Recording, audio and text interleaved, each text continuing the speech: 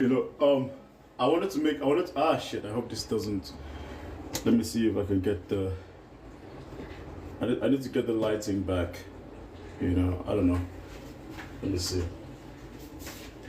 You know, this is something that I wanted to ask. Why do black women get angry at black men who date, you know, non-black women?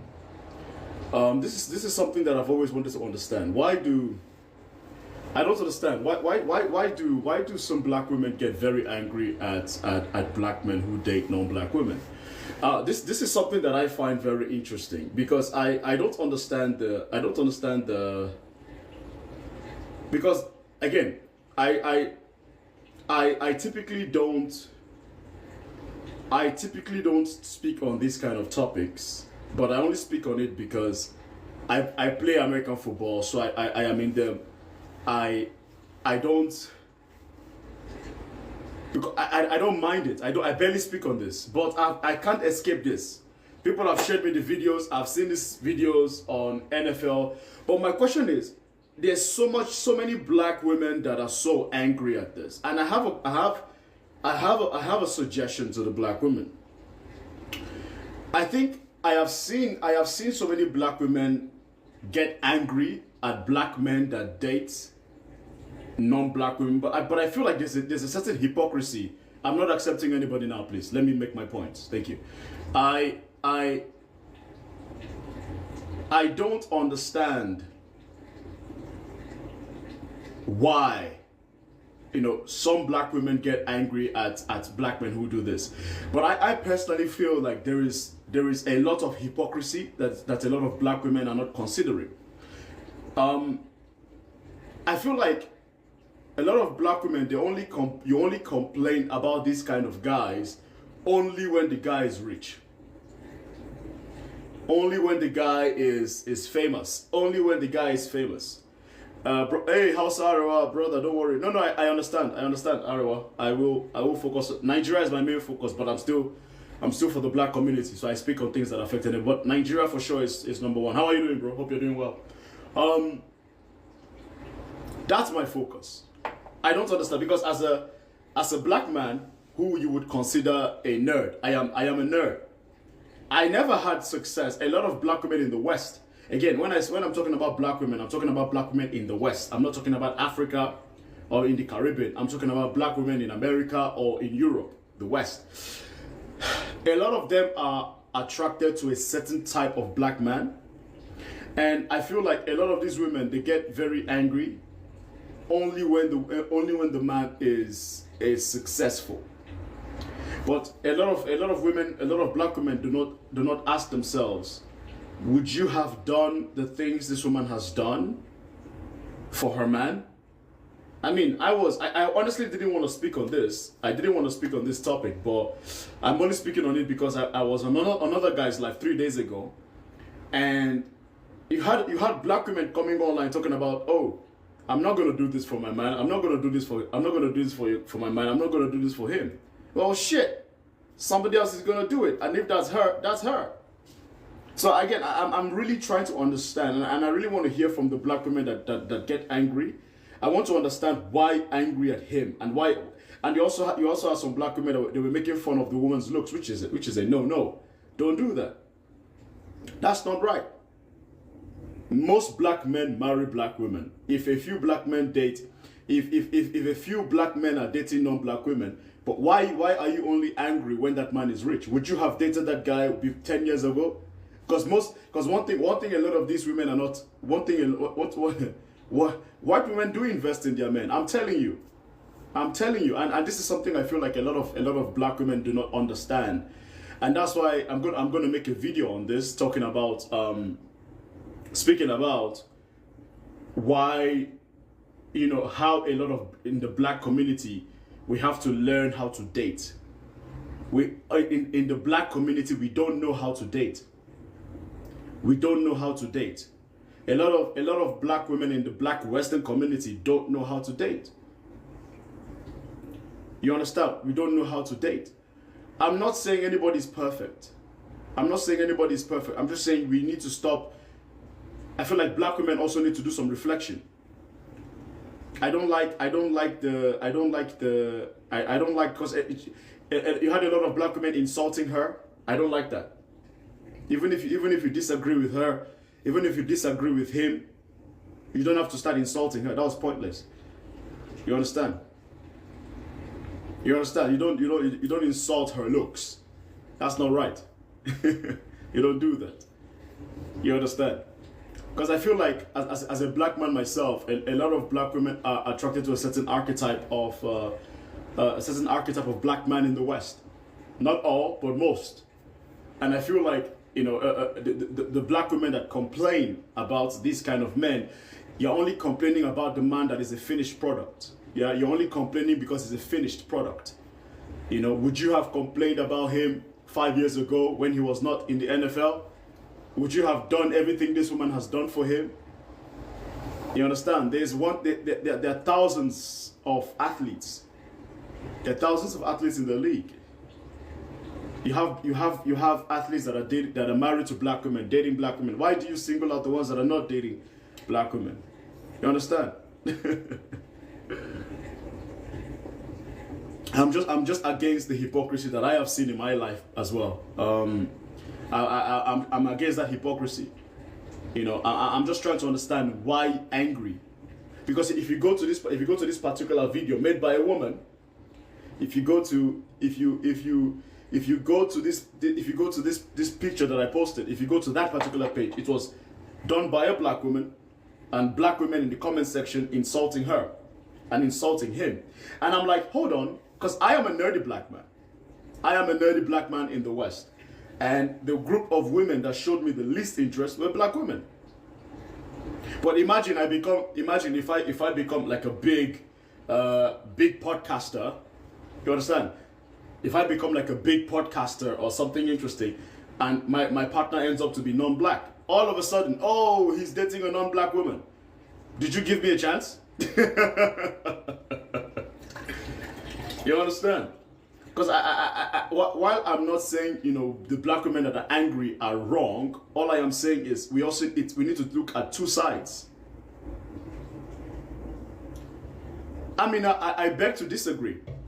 Most women from other communities, they are socialized. They are socialized to build. Most women are socialized to build.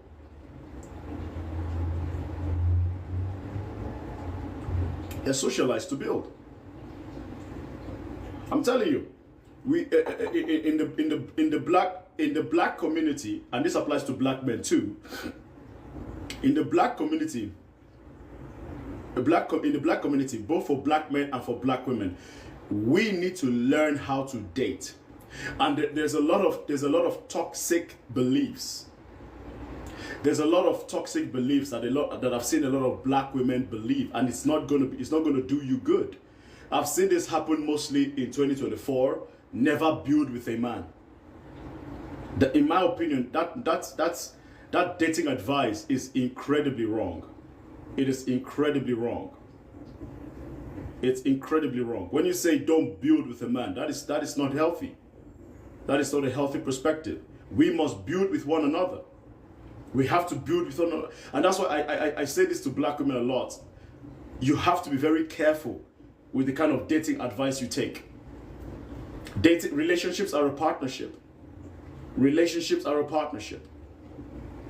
Stop believing these angry people, the angry women online, telling you never build with a man. So what do you want? Wait at the finish line? What? Never build with a man. So what do you want?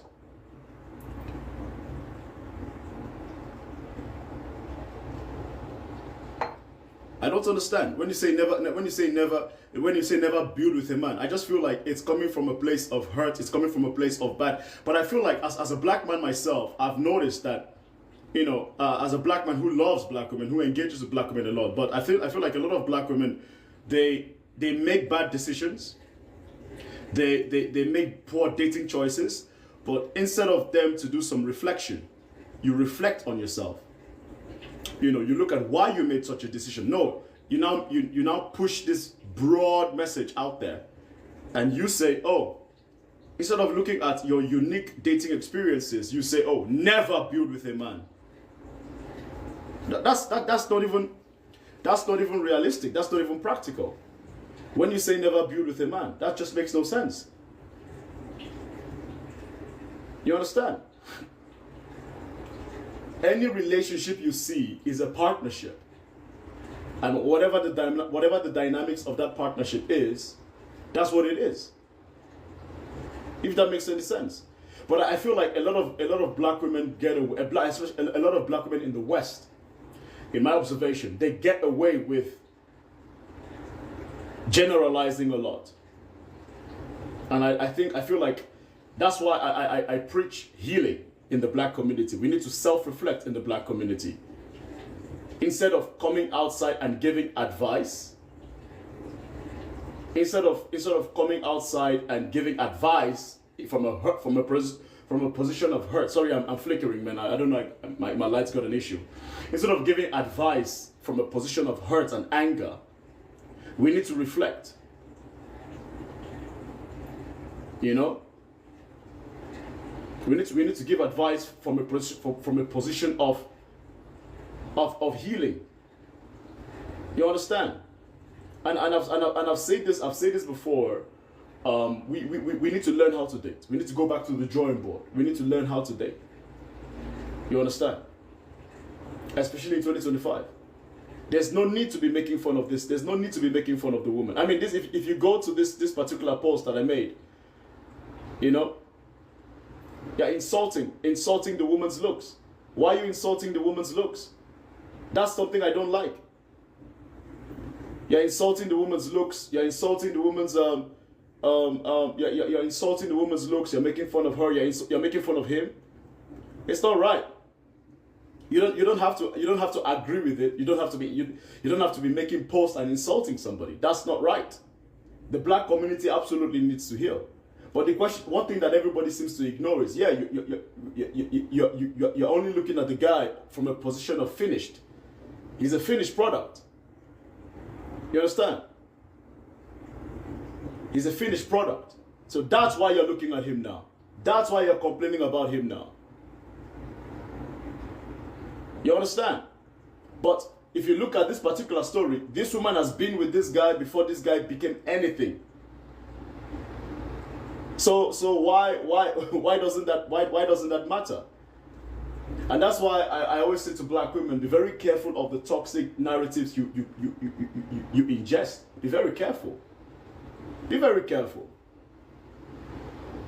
Be very careful. Be very careful. Be very careful. That's what I'm saying. I don't care. I am very, you know, when I talk about the black community, I'm saying, listen, yeah, it's great that the black community, we need to stick together, we need to grow, you know, but we also need to understand that majority people date themselves. Most black men marry black women. Why are we so focused on athletes? You understand? You understand? If you look at, and again, this, you're feeding into the narrative that, oh, black men don't date black women. That's not true. 80% of black men in America marry black women. 95% of black men in Africa marry black women. Same in the Caribbean. You understand? So we need to understand. We need to understand that part too. Just because he ended up with a white woman, no, you see what I mean? It's a woman, it's a black woman that put this together.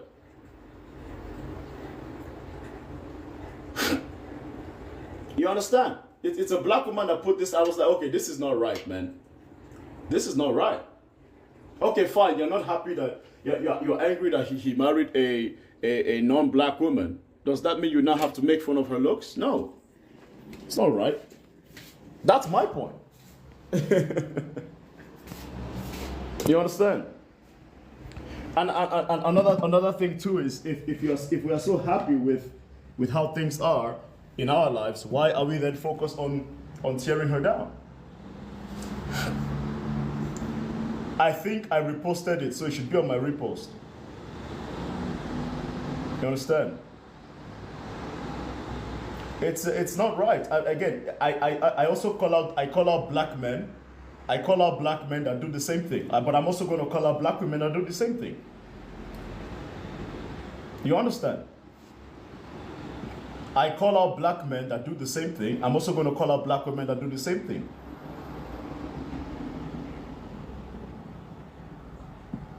You understand?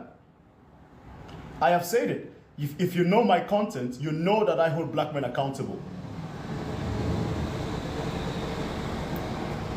You understand? You know that if you watch my content, you know that I hold black men accountable. Therefore, I'm also going to hold black women accountable. And if your life is truly, and the thing is, if your life is truly good, you wouldn't be so invested in what other people are doing. You understand? And I think a lot of black men have every right to speak their mind and share their thoughts. Absolutely. You understand? You also got to self-reflect. I mean, you cannot tell me that of all the cases, the black man is always the problem. I mean, I'm curious.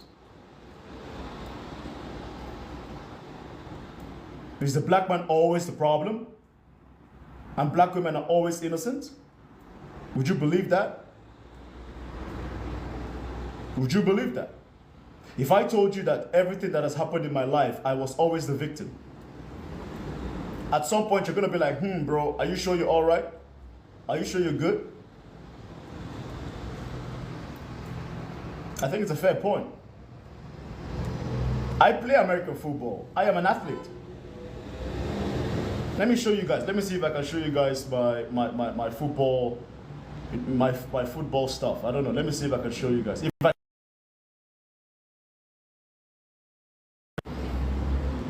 That's me play. That's me in my American football thing, in my American football gear.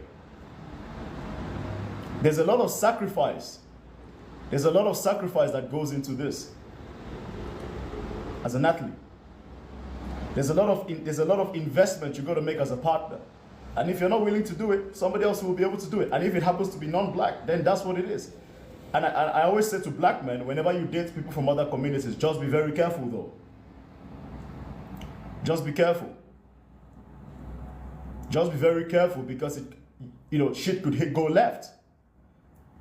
Just like shit can go left with black women too. Shit can go left everywhere. You understand? Like just because you're dating a black woman doesn't automatically mean that shit doesn't go left. I mean, I watch true crime a lot. There's a lot of black partners that unalive their partners. There's a lot of white partners that unalive their partners. It's everywhere. You just have to be very careful.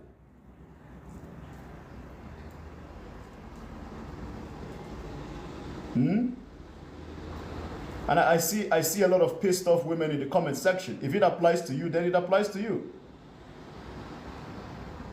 And if you don't understand what I'm talking about, then you leave. It's as simple as that. If you don't understand what I'm talking about, then you can leave. But you're going to stay because you love chaos, you love drama, and that's why you're here. So my point is this. To the black women that complain about black men dating non-black women, especially when these black men tend to be high profile, I have a question for you. Would you have dated that guy 10 years back? It's a very honest question, and I want to hear from you. Let's be honest. How many women that are now making fun of her, how many of you would have dated the same guy 10 years ago? Or in high school? The corny guy, the nerdy black man, the corny black man, the corny. Because I myself, because I'm so sick and tired of seeing these conversations pop up all the time. Like, let's be for real. How many of y'all would have given that guy a chance? They were making fun of her. That's one thing I don't like. Like, listen, date who you want to date, I don't care. But the moment you start making fun of her, reposting, calling her, go and look at the video, look at the comment section, full of black women insulting. I'm like, yo. I mean, if you're happy as you say you are, you would not be making this kind of videos. You would not be making this kind of comments. You would not be insulting her. So deep down, it just seems to be that you're just jealous. You're angry. There's a lot of 80% of black men in America marry black women, date black women. You don't have to insult her because you disagree with what they're doing. But my question is this: in the black community, oftentimes, the narrative that I keep hearing in the West especially, is that there are no good black men around. And I say that's not true. That is absolutely not true. That cannot be true. That is statistically not true. That is statistically not true. Because I can tell you, even in my own experience, the kind of black men that black women often pick are not the best of the men. Across species, including the human species, women pick the men. So if you are complaining about the men being trashy in the West, it's because that's the men you see. Because there are black women that pick fantastic black men. Just the same way you see trashy men, there's a lot of women that see nothing but good, great black men. And there's a lot of great black men out there. You understand? You pick bad men. I'm being honest. I'm being honest. I'm being honest. But then again, how can we reflect? How can we reflect and do better when we are always pointing the finger at someone else? Does that make sense? How can you get better? How can you do better when you're always pointing the finger at someone else? You can't do better. You can't do better. You just can't. Just like you have black men coming online to insult black women, and I say, shut the fuck up. And I'm telling black women to, you know what, now you shut the fuck up insulting her. There's no need for that. That's the purpose of this video.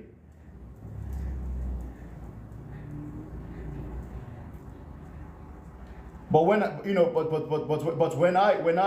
make fun of, when I hold black men accountable, all of a sudden, black women love it, right? When I make videos on the black men in the West, black men have no power. Oh yes, you guys love that. But when I hold you accountable for doing this nonsense, this stupid stuff, all of a sudden it's all, what's your business? Why are you doing this? What's your business? You see? You see that? When I talk about black men have no power, oh, you love it, you like it, you share it, yes. But we cannot ignore the fact that black women also have a role to play in the community, in the dysfunction that thrives in the black Western community. Absolutely. Absolutely. Absolutely. Black men have his own shit, black women have their own shit. It's a teamwork. But I know where this circles from. I know where this stems from. I know where this stems from. It stems from the archetype of black man that is pushed in the media. You understand? It stems from the archetype of black men that are pushed in the West. Oh yes. Because if you look at the media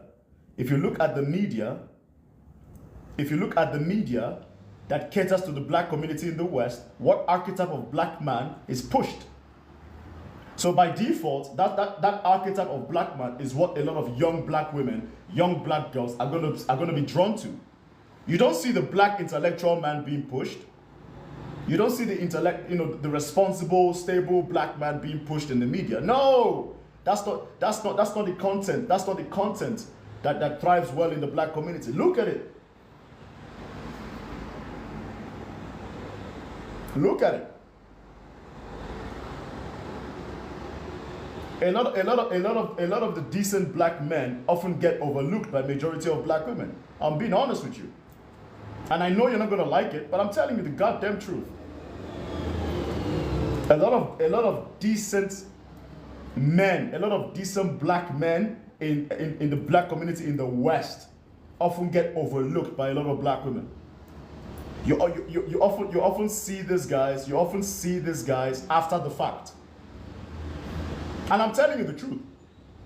You only see these guys when after the fact. When typically you don't say, oh, I've had my fun. I've had, all of a sudden, after you've had your fun, all of a sudden, oh, I need me a respectable guy. Shit. So I'm just saying, like, I feel like, black women often get away with pointing the finger at the black man. Sure, fair enough. Black men also have our own shit to do. I agree. But we cannot ignore the fact that black women also have their own things to do, their own roles to play. We cannot ignore that. We cannot ignore that. We cannot ignore that. That's what I'm saying. We need to learn to date. And one of the biggest toxic narratives, toxic dating advice that has been pushed to black women, and I've seen a lot of black women say this and parrot this a lot in my life and online, is, oh, never build with a man. That is the most dumbest thing you can ever say as a woman. Never build with a man.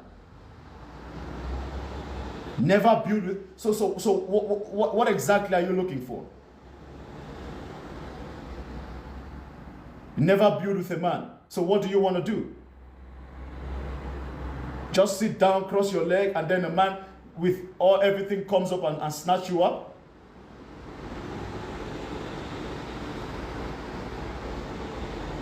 I'm confused.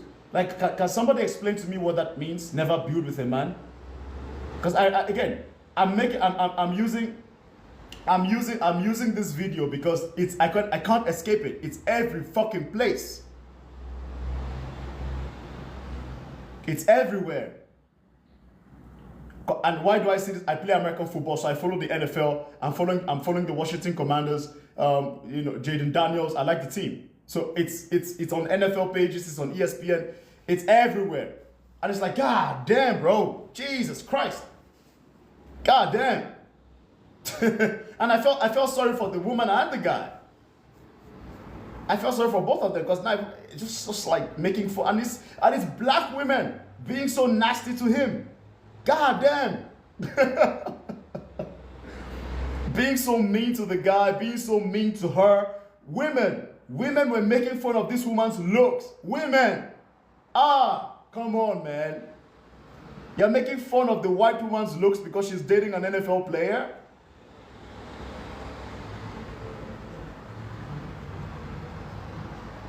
You understand? What are we doing? That's what I'm saying, man. Again, I asked the question: how many would date the guy 10 years ago when he was not even sure to make the league, when he had no money, when he was in the hospital, unsure, when he was in the hospital, unsure if he will ever play again, huh? But now, he's in the NFL and has millions of dollars. All of a sudden, what? Now you make this kind of post. You understand? Like, you gotta be careful, man. Like, black men, we have a lot of flaws. Yes, we do. But we cannot act like black women are all sunshine and rainbow. You gotta reflect. And that's why I say we have to take a very measured approach. We have to take a very measured approach when it comes to how we react to these kind of things. Because you can point the finger all you want at black men. We cannot act as if black women are just completely innocent, totally innocent. Because whether we like to believe it or not, when it comes to community, there are two things involved. Men are responsible for power structures. Women are the gatekeepers of sex. Women pick the men. Oh yes, women pick the men. So if certain men of your community don't get anything, they have to get it somewhere. That's what I'm saying. That's what I'm saying.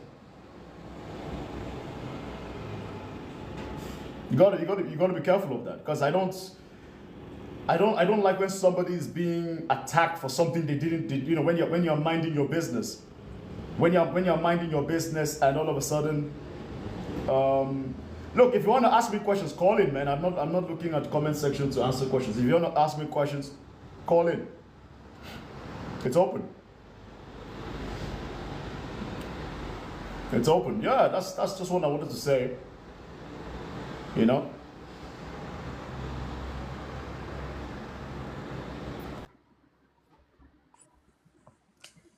Hi, Hi, Kingsley. Happy New hi, Year. Anna, what's up?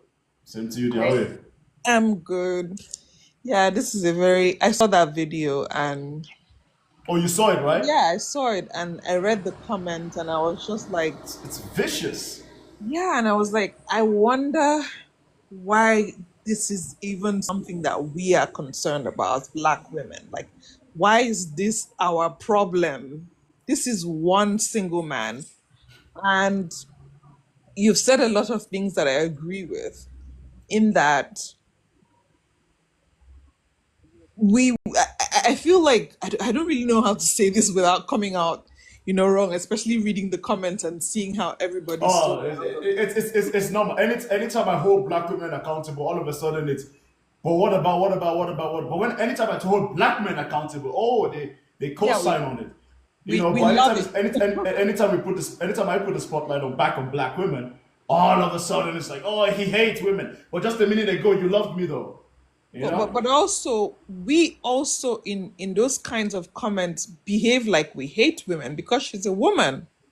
Oh I'm yeah. not, Oh, I'm not saying when it she comes, I've seen women tear each other down just because she got something they think they should get. Man, I've seen it. Yeah.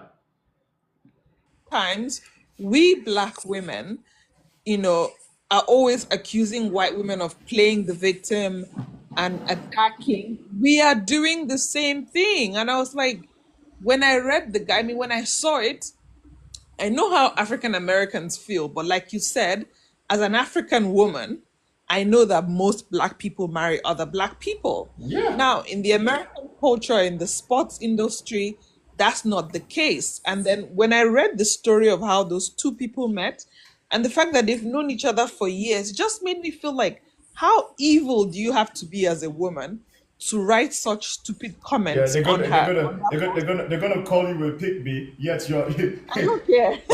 see that's something I say to black women a lot. So, a lot of this nasty dating perspectives is gonna keep a lot of people miserable because Yes. any form of critique is automatically seen from a perspective of, oh, she's a pick me, oh, he hates women, oh, how, oh, he's this, oh, he's that, like, okay. And the latest thing that I heard was, oh, never build with a man. And I'm going to make a video on this, and I was saying, listen, that is the worst advice you can ever adapt as a black woman.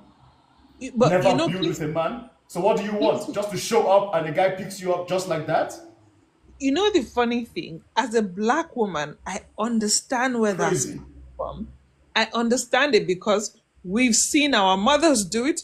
My grandmother didn't do it, but my mother did it. We've seen that it doesn't work. But also, as I've grown older, one of the things that I've learned, my mother, she picked a rubbish man. She built with a rubbish man, and that's not all of Black men's faults. So we need to, because we as Black, let me speak as a Black woman, we are avoiding accountability. And when something like this happened, how about we look at, you don't know how this boy grew up. We don't know his life. I don't know his life history. So let me speak for myself. I don't know his life history, but I don't think that he actively avoided Black women to marry. But also, this is someone he has been with since high school. So did we expect him, now that he's made money and is popular, that he should go and now say, okay, now I'm a powerful Black man. Let me go and find a. But life doesn't work like that. People marry who loves them and who is there for them. And the truth is, if he was my brother, I would tell him marry her because she's been there from the beginning of So time. Coco and Honey, call it, The coward. call it. This is ridiculous. This You is see, we see how they're yapping as kids. it's ridiculous. We need to do better. Like, I can't even believe we're having this conversation. We need to do better. We need to do better. We need to do better. And then people are writing in the comment section. She said, I have you bets. You better not drop me. The fuck? Anyway, it's just it's just another kid talking. That's a grown woman with a teenage brain. Go on and on. Yeah, it's very heartbreaking. Let's stop doing things like this. Like, Yeah. what does that even say about us as black women? That this is one man in the whole world full of black men. Because Who's he's rich, that's why.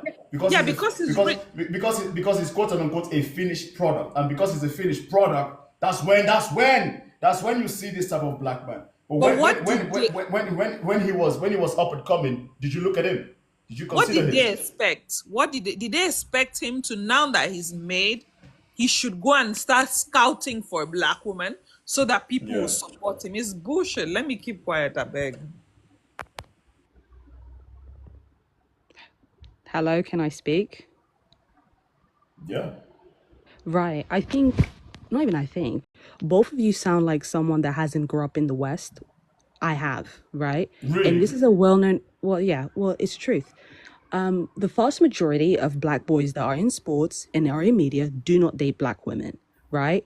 So for you to sit here and say, well, you guys don't date them when they're down, they don't date us even when we're not down, right? And this is a well-known fact to the point that it's even a meme.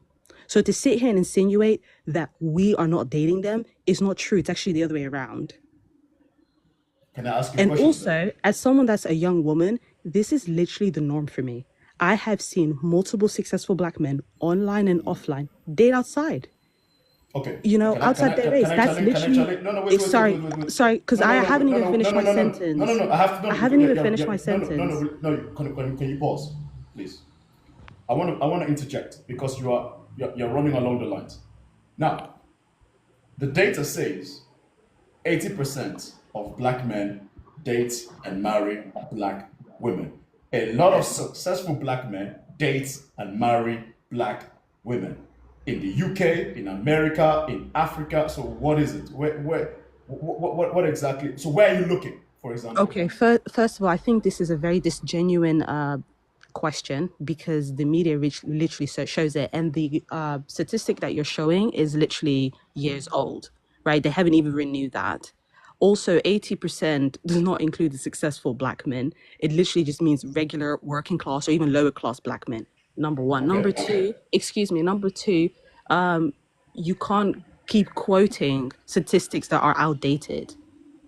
You just can't. And it's just a continuous thing, right? But it is a fact. Even in the UK right now, the black population it's going to be on the decline in the next 5 years because of dating out, because of black men dating out. Do you understand? Black women have no choice but to date out. And that's the same in the US as well. So, there's no shade to you. That's just not true. That's just That not is true. literally, I can literally send you this Okay, show. article. No, no, no. Okay, I'll put you on the Three, big screen. three point No, no, no, three. no. I don't I'll put have you on the enough. big. I'll put you on the No, big host. screen I don't and have show enough you. followers. I The don't have black enough population is followers. on the rise. It's not on the Excuse decline. me. I do That's a not lie. have. I do not have the followers to put it on my screen because you have to have enough followers to do that, right? But it's the Wait, truth. wait. I could put it on the. I could. No, no, dear, I want us to have a back and forth. I want to have a back and forth. Okay, please. So you're Yeah, but it telling would be me. great if you let No, me no, no, no. finish. Wait. No, no, no, no. Wait. Because you're spewing a lot of things that just make no logical sense. So I have to stop you there. Can I not stop you?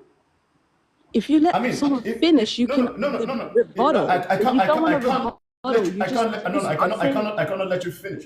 I cannot let you finish because, dear, you're doing a run-on sentence, and there's a lot of fallacies in what you're saying. If I let you It's keep going, I'm going to forget what you're saying. So I need to stop you.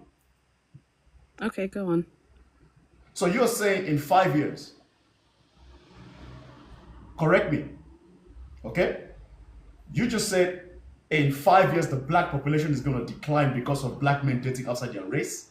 That's a Yes, lie.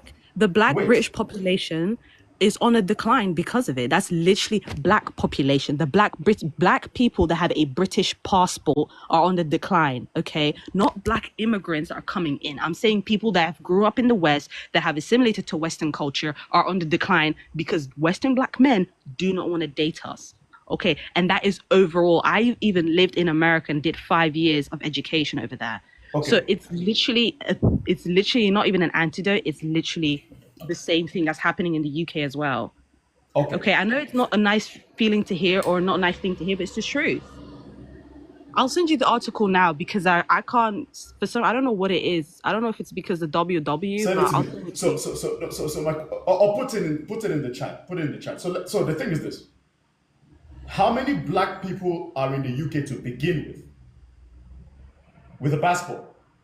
Is it like 500,000 or less than that? And can you check that for me, please?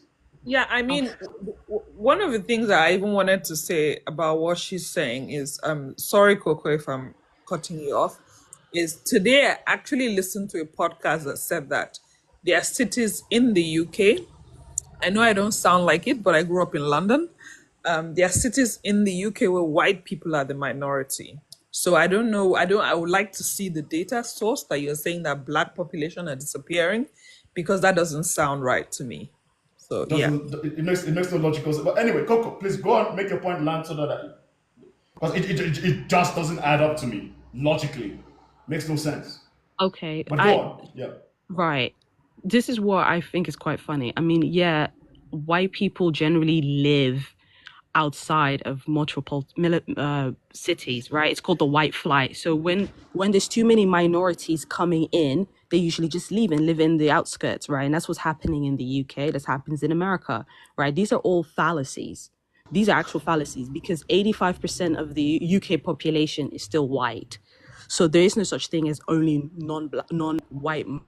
This doesn't exist. We just live in the poorer parts while they live in the richer parts. That's literally what happens throughout Europe, right?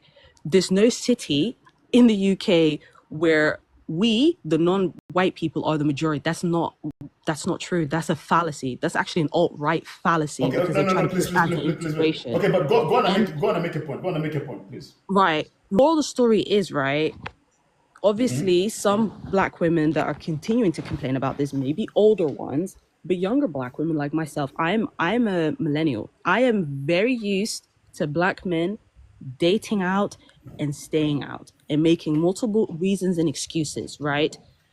I have no qualms, but I think what the qualms is when you sit there and make it seem like black women aren't building with black men when we are together, Did I say that? because that actually not true. We do build up our Okay, black okay. men, actually to the point that you She's guys not listening to leave me, us and she's not listening to me. And when with I try to non-black correct women. you, you're not listening. And There's when I even try to songs correct about her, you it. say I'm interrupting you. You're misquoting me. You're saying things I never said. And when I try to correct you, you say, "Let me finish. Let me finish." Um, Coco, can I ask you a No, no, question? Eno, please wait. Eno, please wait. Can you hear me? Yes, we hear you. Coco, is it Coco? When did I say black women do not build up black men? Please tell me where you heard that from me. You indirectly said it and said white women build up their men. They stick around when they're down. And I literally debunked you and said, actually, even when they're down, they don't date us. So to Okay, sit here and use that is a fake fallacy. you listen to me. I Because you said, implying that white women and non-black women are building up you black know what, men, Just that's go on. implying that we're not Just go doing on. that. I'm tired, man. I don't have time to do this back and forth because I'm literally telling you, in 2024, one of the narratives that I've seen from a lot of black women dating coaches is that you should never build with a man. That was the Yeah. context to that. Isn't that what I said? But again, you're not listening because you want to prove yourself right. And you're coming in and out, by the way. I don't know if your network is bad and it's really killing the vibe. So maybe you drop and you call back in, Coco. But your stuff is not your stuff is not right. But black men overwhelmingly date and marry black women. That's the truth. That's true. Okay, I'm Across literally across the clarifying. world. So if what you see is different, then that could be just what you see. And I've told black men, listen, stop insulting black women, even if when you're dating non-black women. I don't stand for that. I don't like that. I've said that. But I cannot stand here and allow, black women to also insult this couple and insult his wife because she doesn't look like the stereotypical beauty standard that they deem. Black men absolutely date black women. There are good black men out there, and lots of them. If you cannot see them, that's No, on you. Uh, Okay, no one said that, right? I'm just saying, as a black Westerner, right? That's Yeah. just not the case. That's just What's not the your type? case. What's your type? What's your Okay. type of man? It's black men. It's just regular black men, but they just No, don't. I define have no define. problem dating black men, Yeah. but I don't date athletes. I don't date athletes. I don't date autistic black men because they are the most racist and they are the most colorist group of men, Okay. right? And Okay. Wait. that's Wait. just Wait. my experience. I just usually date black men that have regular jobs, just regular Then jobs it, that do day-to-day so are you basis. are you so if that's the case, then you shouldn't have an issue then. No, because the only reason why I came up here is when you insinuated that black women don't build with their black men. Actually, I think we build enough with you. That's the problem. To the point that That's not when we that, don't do it, it's an issue. that's not true. It is very much true. We sacrifice a lot, especially our mothers and our grandmothers' generation. They sacrifice a Yeah, but lot. that's Okay. And if are you your we, mother? if we, you well, I've witnessed my mother go through a lot of things. But I'm gonna that's put not you. boundaries That's up. not you. That's I not will you. listen. Younger women overall are gonna put boundaries up because we're not gonna be walked over.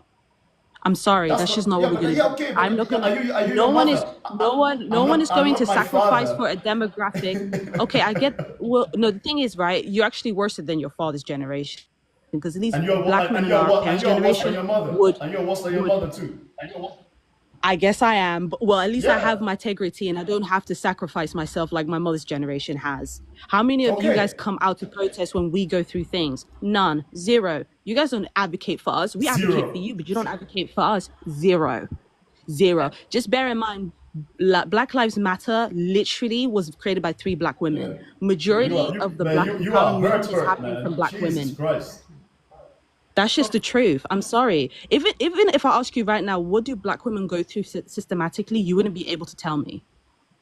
Coco, That's can I? how different we are from each Okay, other. okay, fine. We're different from each other. Then okay.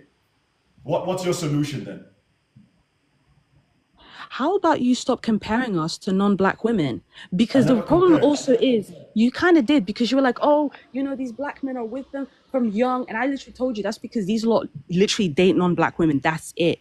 I think the only reason why black women have these issues Don't is know because black that. men have because I've witnessed it and there's literal memes and it's But literally a cultural, normal acceptance me, about it. Okay. Coco, I was doing. Wait. Guy, no, guy, can we please wait? Can everybody just pause and wait? It, I'll just want to say one sentence. I'm trying to find all the things and I send it. I'll Find it and inbox send you it to me, because DS. Yeah. I can't send it. That's what's frustrating me also. Or you can I just wanted put to it in the. Aye. Copy and paste the title, maybe, and the source, and we can find it. okay, I'll do that. But I just wanted to say just stop comparing us to non-black women.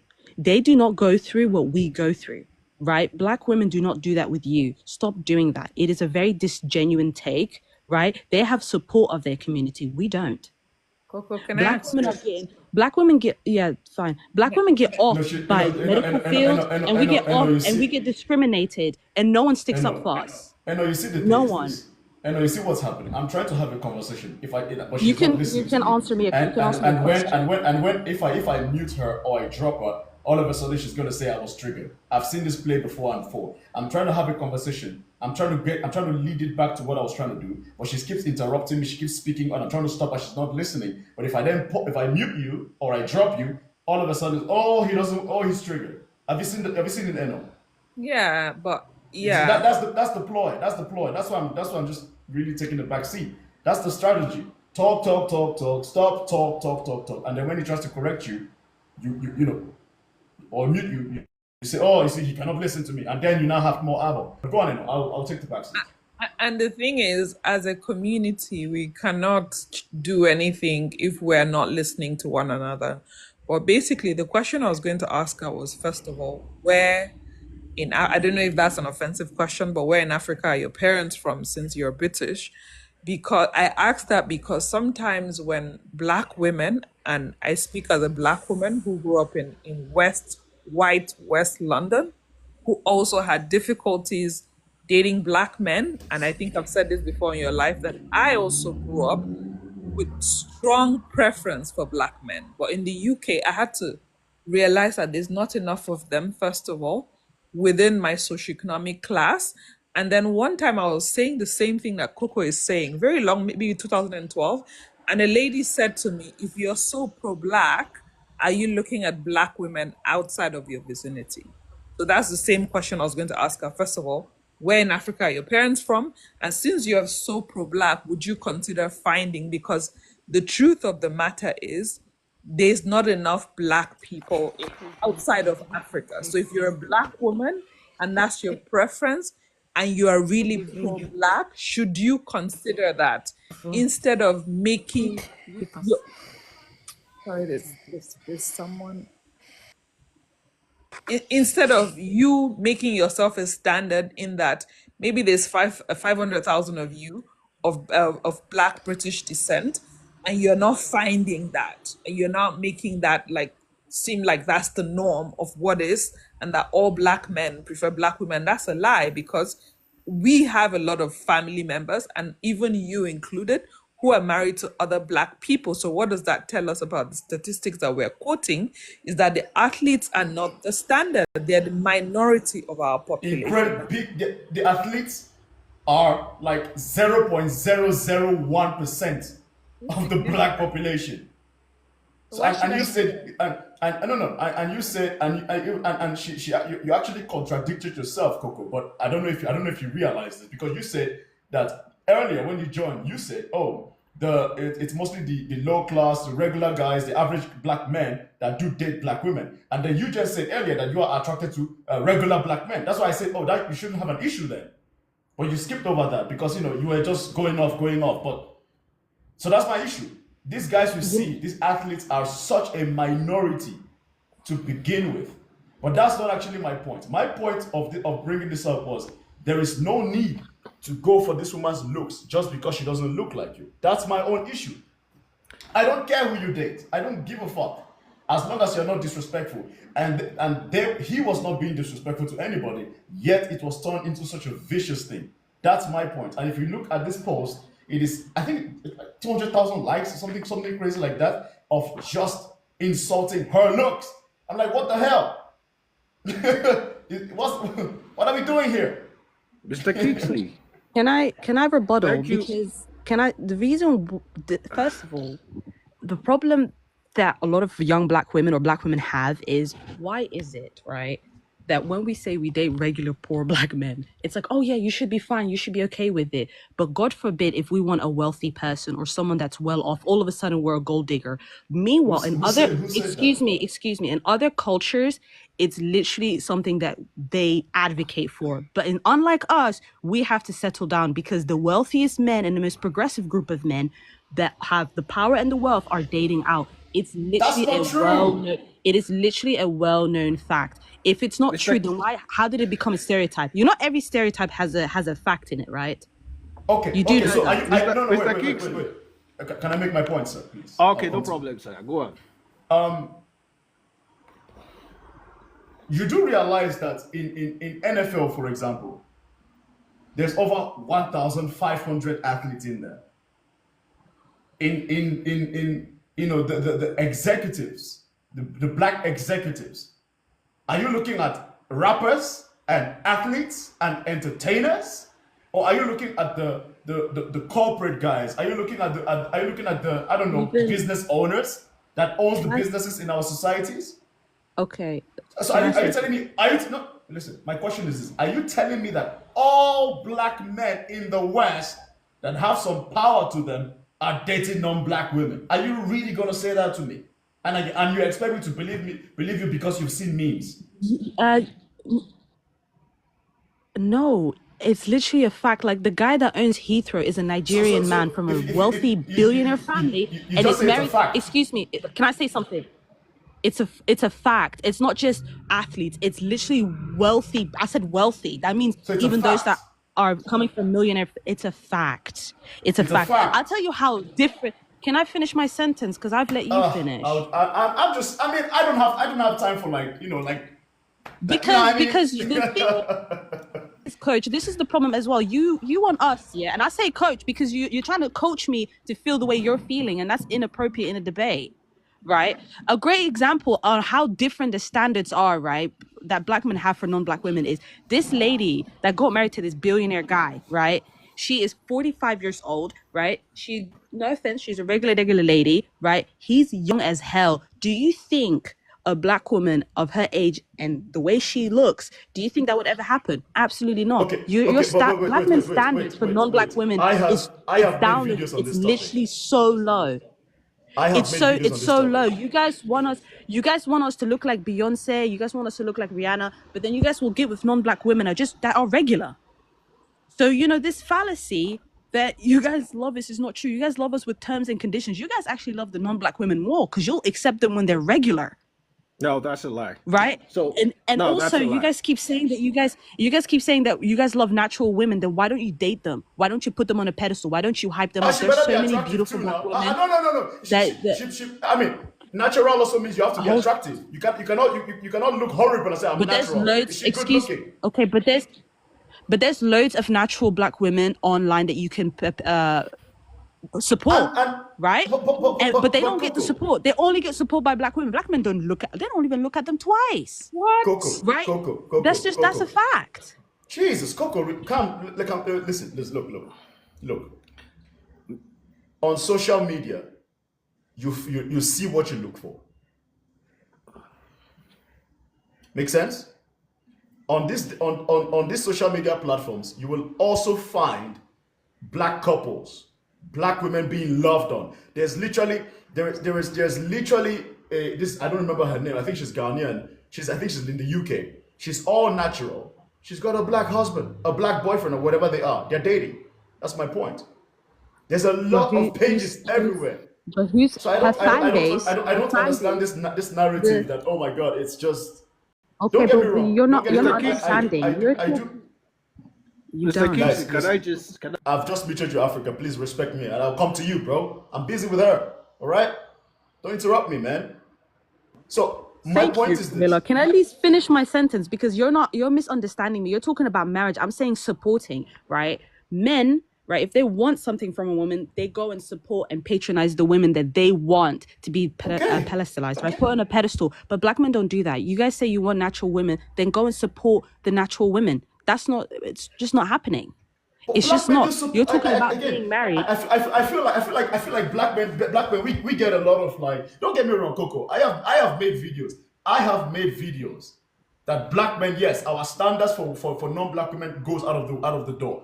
But sometimes, I'm just saying, it's a lot of the times. Sometimes, not a lot of the time. Sometimes, but I absolutely don't agree with you, Coco, when you say black men that are wealthy or powerful only marry or date non-black women. Man, that just doesn't make sense to me logistically. What are we on about here? And you expect me to just say like, oh yeah, she's right, absolutely. Should I also? I mean, I could easily say, oh, most black women have multiple kids from multiple men, or I could just say black women have multiple kids from multiple women, multiple kids from multiple. Is that a fact? Would you, if I said that to you, would you just agree with me? Like that's true? That's somewhat of a fact. Yes, so there's a lot of, especially if they're above 25. Nothing is somewhat of a fact. Is it a fact or it's not? It's not. Well, that stereotype usually is not. It's a fact. But I've never bumped into women, because I'm 25. I've never bumped into women that have kids out of wedlock, because in my culture that's just not socially acceptable. But it is a fact. Coco, wait.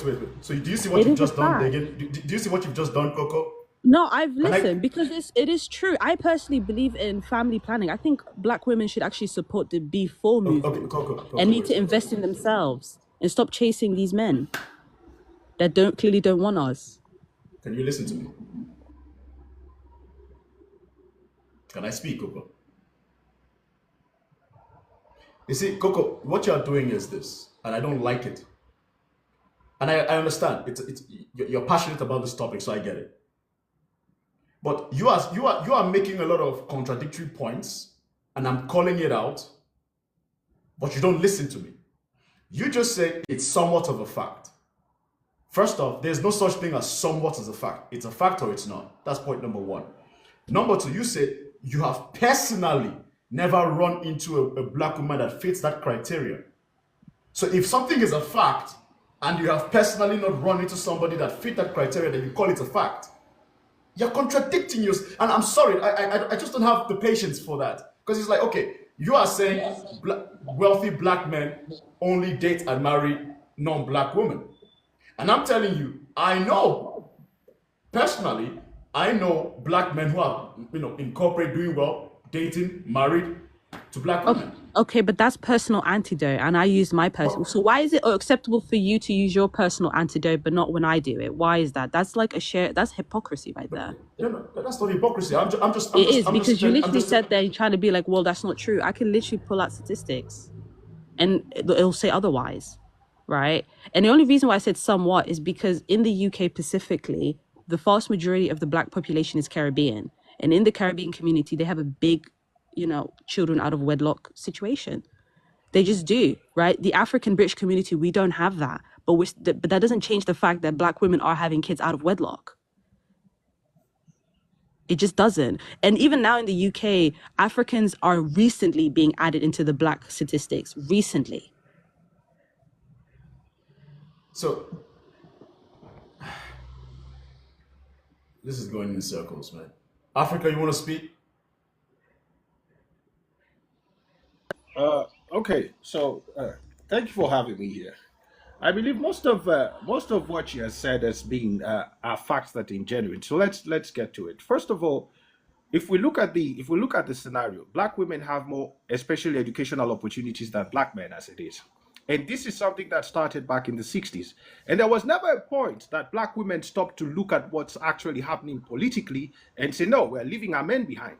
So now what is happening is that most of the men who have chances to, to climb up the ladder, they found out that they did it alone. And that is why when you see black boys make it in life, it is either, especially when we have this NFL draft, NBA draft, and so on. What do you see mostly in the families? You see them with white girls, because white girls are trained to pick up black men to see to see potential in black men. You understand? But that is just a very small population. Yeah. That's a very small population. Now let's look at it from a general perspective. What are you hearing black women say about black men? That they don't date blue-collared men. But the moment the man reaches the finish line, you understand, and he dates a white person, then that's the biggest sin he's ever committed. Let me say this to you. A black man can fuck himself up mentally and emotionally. No one gives a shit until he makes a family with a white woman. Then everyone turns and say, oh, why did you? Let me just tell you this. Most black women, when they make it to the top, you know what they say? They say, I couldn't find a black man in my area of work. And when you look at the white men they normally date, are white men that cannot even be compared, you understand, on physical appearance to most black men, you understand, who are seeking their hand in marriage. Halle Berry is actually paying a spousal support to her white husband. Because when she was at her peak, she did want a low-key black man. So normally, if we go back to history, when black women started having opportunities, especially educational opportunities, you know what happened? They started chasing white women. Now you're talking black men don't like natural black women. Who do you do all these unnatural things for? It is not for black man, it's because you are competing with the white woman. You understand? You put their hair on, you understand? You do all these funny extensions because you want to look like them. You are not. You don't even care about what's happening to you. And you actually talked about Black Lives Matter. Black Lives Matter made money from deaths of black people, and that lady took that money and bought houses. Did you guys question her? No, it was swept under the carpet. Okay, first of all, that is not the that is true. Keep going. That is true. I even watched the interview in which how do we call this lady, this famous lady? She's a Republican. She went to her house to ask her for the money. She couldn't respond. She bought 3 houses with the money that she received from black people. And now, so what is the benefit to the black population? You tell us. It has no benefit. It has no benefit. Can I rebuttal, or am I going to be muted? And now, if you look at Mr. Kingsley, I want you to look at the college stats. Black women are graduating more from college, are graduating from college more than black men. So where are you expecting to get your men from? The That's state why is I creating said, policies. The state is creating policies. I live in a country that has 54% black people, and I see what is actually happening here. It's almost the same thing that is happening almost all around the place. The state is creating policies to put more black women in college, and black men are actually lacking behind. And no one is talking about it. No, none of them are talking about it because it benefits them. okay, African, can I Yeah, respond? you can say. Because I'm not trying to get muted again. Right, when it comes to No the problem. BLM, Go on. when it comes to the BLM, right, I said the founders were black women. Unfortunately, there was some politics that happened between them, right, and the all three women have been removed from that whole organization, right, which is awful because what BLM was at the beginning and what is now, it's not the same thing, right? Number two, thank you for mentioning how white women get trained up to get with rich black men, because the constant narrative that they build you up and they're so wonderful and they're just there, they're just by your side, is clearly not true. So thank you for debunking that, right? And number three, the only reason why black women, a lot of them tend to wear their natural hair is because of the institutional racism that we have to deal at schools and work. And this is what I mean with black men don't understand our struggle, right? If you had the historical knowledge on how we used to be policed, you would understand why we are strict, Why are we talking why about we are. hair? Because he said we wear wigs to compete with white women, which is not true. We're not competing with white women, right? That's not true. Because even myself, I'm a person that has dreads, right? I know a lot of black women that have natural hair that wear a wig, and we are literally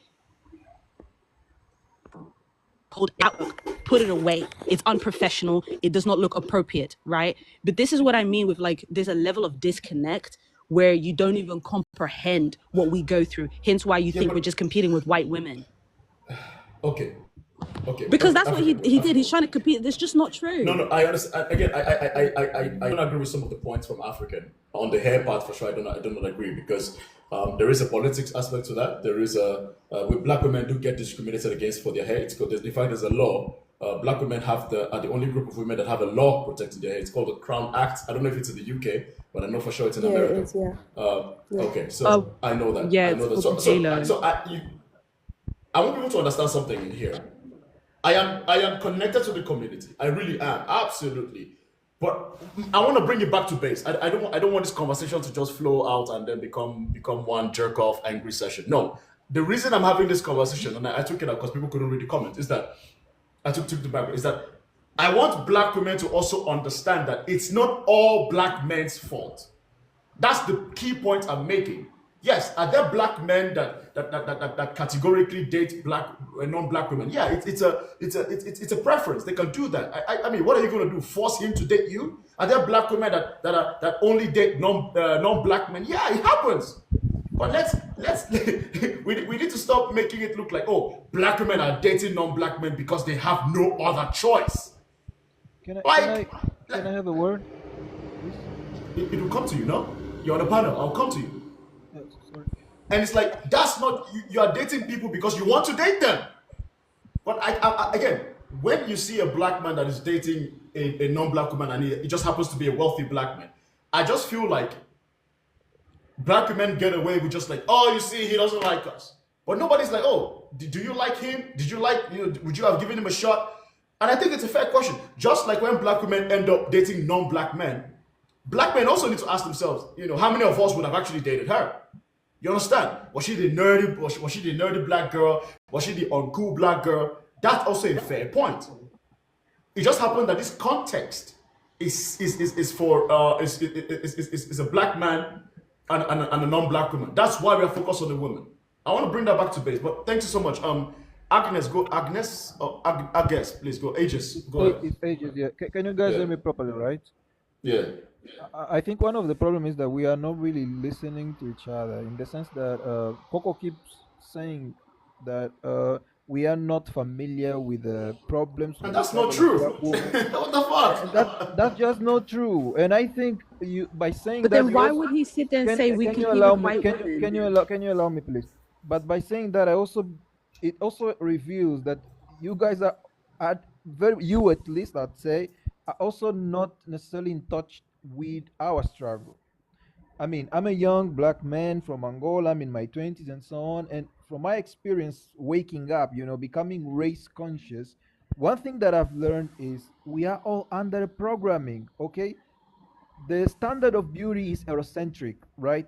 You grow up consuming a media that centers around white beauty. The white woman is showcased, is shown as the desired object, right?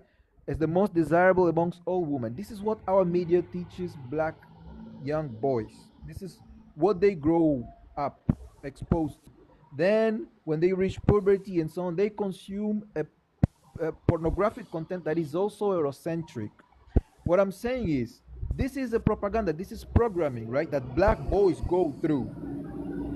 Now, as they grow, if they are not exposed to any other to a sort of counter propaganda, it becomes very difficult for them to overcome, you know, that consciousness that has been built from his very young age. The same can be said of black women. They grow up exposed to that same propaganda that they are not desirable, that they are masculine and so on. We all know is a lie, right? But we don't have a monopoly on information, and therefore we don't control that. Now, at the end of the day, as we grow, Coco, you addressed internalized self-hate. This is on both sides. This happened on both sides, and that's what I want to Yeah. point out. And eventually, as we grow, we just how is it called? We just fight each other without actually addressing our internalized traumas, and that's what happens. Because if we focus on the actual problem, which is the information we consume, which is the media, the propaganda, and this internalized self-hate that is on both sides, right? Is on both sides. Then we will go somewhere. However, whenever we sit to talk to each other, it's just finger pointing. The summary is And, finger pointing.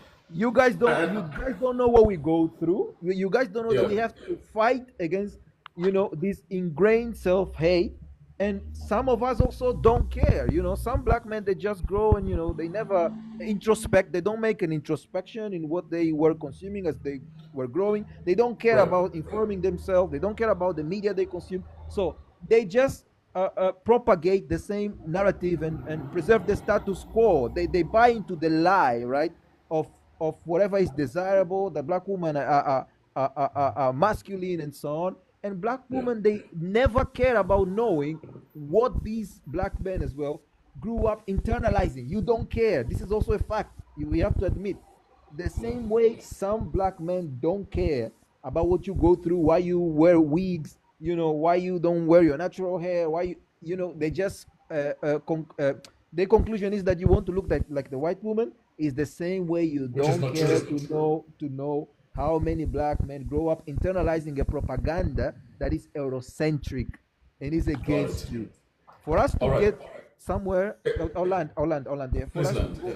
for us to go somewhere, we actually have to start talking and listening instead of just fighting all the time. Got it. And I want to say something. I know you've been on for a minute. Yeah, I was going to say I agree with everything. He's made such great points, but I also agree with what he has said about us talking as a community. Let's us, the women, listen to men, but also men listen to us. But I think the point I was going to add was that because of the internalized socialization of the Black culture, especially for Black people living outside of Africa, it then puts the onus on us when we have children, especially us women, to teach our kids about our African structures and not expect the West, who's already programming us to self hate, to have anything for our children, basically, is what I was going Absolutely. to add. Thank you so much. Chun, the floor is yours, dear. Go on. Chun? Chun. Yes, yeah, yeah. Hi. Chun. Okay. Got it. Yeah, thank you for having me. No, I just wanted to say, first of all, the lady before that was just speaking, she touched on a very good point because I'm from the UK, London specifically, which is the biggest, one of the biggest cities in the UK. And she's very much right. I can understand why certain people's perspectives are different depending on where you are in the world. And I feel like the issue that a lot of people are having in this conversation, or what they weren't listening to, is that every perspective on this topic we're talking about is different depending on where you are in the world. And for example, as I said, in the UK, that's sort of what Coco was trying to get at. And as I said, what the lady before that was just speaking on touched on, when you're so detached from your culture, you, again, with what age is touched on as well, along with what you're exposed to at a young age, it's on you to put yourself around certain groups of people, or to learn about and appreciate certain things within your culture. And I feel like in the UK, I can only speak as a woman who dates black men. Black men are my type. I don't go for, it doesn't matter about salary, job, whatever. I just date who I like, right? But it is a very common thing that they don't have the same level of appreciation for black women. And I'm only speaking in the UK. I can't speak for everywhere else. But the one Fair thing I will enough. say is the like African men that I've come across and Caribbean men that are homegrown, they have a much more, their appreciation for black women is a lot higher. So I do also feel like where you come from and where you're living plays a massive Fair point. factor into the appreciation that you have for your own people.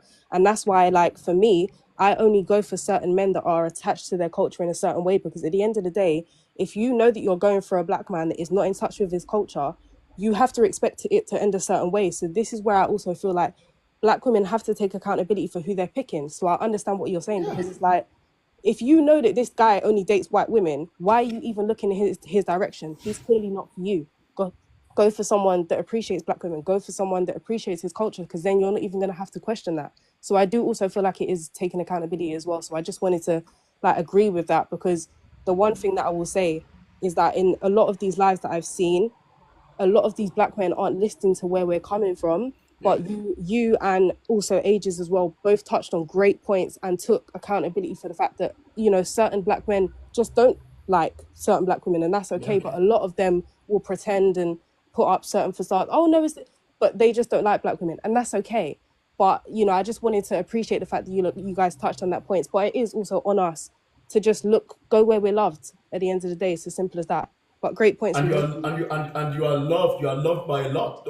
And I think another narrative that the media pushes, which I just touched on, is that, you know, black women are the least desired, which is just not true. It's a bullshit thing, and I think we need to. I think maybe that's why this gets me going, because it's like, that's not true. That is not true. There's a lot of love in the black Yeah. community. There's a lot of love for black women. And there's a lot of love for black men in the community, but I feel like the kind of content that does really well, it's like the one that has like, oh, you see, I told you, he don't like us, blows up. Yeah. And again, to your point, I think you made a great point, Chen, because I'm Nigerian, right? I grew up in Nigeria. So Yeah. that could be why I'm like, no, that's not true. I see 100%. black people dating all the time. You know what I mean? Yeah. So that could be. Yeah. But I do also understand maybe Coco's point that maybe the black men that grew up born in the UK and Yeah. never really been in Nigeria, not connected to Ghana, Congo, whatever. Listen, who am I to tell you your feelings are not valid? You understand? But Yeah.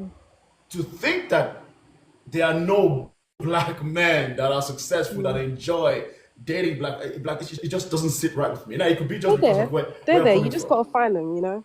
But as I said, Yeah, yeah, they're there. Because that's yeah. one thing that I've like really appreciated the past 2 years. I'll say I found myself in a community of black men that fucking love black women. Excuse my language, sorry, I don't want to get banned. They That's okay. absolutely love black women, and they love them natural. And I know people want to talk about Caribbean. There's a running joke about Caribbean men love white women, but I tell you this for free, right? The amount of black men I have been around in the past 2 years that have done nothing but love Caribbean women and they're black, it's been so healing. So this is what I'm saying. You just need to put yourself in the right places. I promise you, like ladies in the comments, just put yourself in the right places. I promise you, black men still love you. You just need to go to the right places and stop going for men that you know don't like you, because it's only going to end in heartbreak. Just go where you're loved. Always, always. Let's go to Tyler. Tyler, Flo. After Tyler, we'll go to Lisa, and then we'll open up the panel so that everybody can speak. Tyler, go on. Tyler. Yeah. my point is I want to speak on what Coco actually said. Actually, when she point out black women supporting black men, and someone spoke about black men. You get actually dating white women, the richer black men. Do you understand? I'm a Nigerian, and our culture is very, very, very, very different. We love our black women so much, and and the problem we keep having is, you see, now black women take relationship um and love as a transactional way.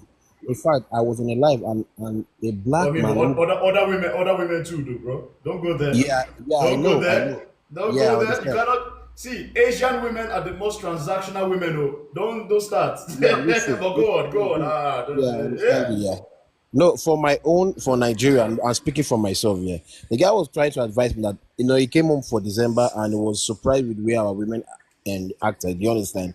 And it was like, my friend, you see, don't date woman from your country, try other countries, you understand? He told me about Asians are being transactional, you understand? You see, I want to explain something here. Do you understand? See, black men actually give a lot. You see, women, I don't know, they prefer dating like, okay, once you have nothing to give or to offer, they see you as being less, and it's demeaning to every black man. Do you understand? Now, once a black man is actually dating a white woman is actually there to, like, add up something and, be supportive. But the black woman is like as if, it's become a war of, how would I put it in English? It's become a war of trying to extract something willingly, or squeeze the man out of something. Do you understand what I'm trying to say? So, what I want to say is that men are actually striving, and women are just, a lot of women on blogs and all that, trying to give the narrative that, don't date any black man, don't give yourself to any black man. It's so bad and it's so demeaning. Okay, that's the little I have to say so far. Okay. Okay. I'm gonna say this, then maybe we'll go to Lisa soon because I'm pretty sure people have questions for you. I don't. Again, everybody's allowed their perspective, but I feel like a lot of black men underestimate women from other communities as well, right? I believe, again, in my opinion, the most transactional group of women are Asian women. There's no way you're gonna tell me African women are the most transactional. What have you seen it?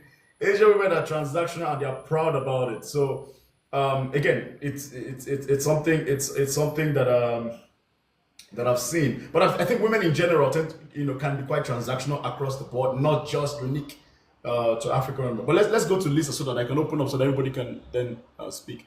Is it Lisa Chris? Is that the name, or Lisa Christine.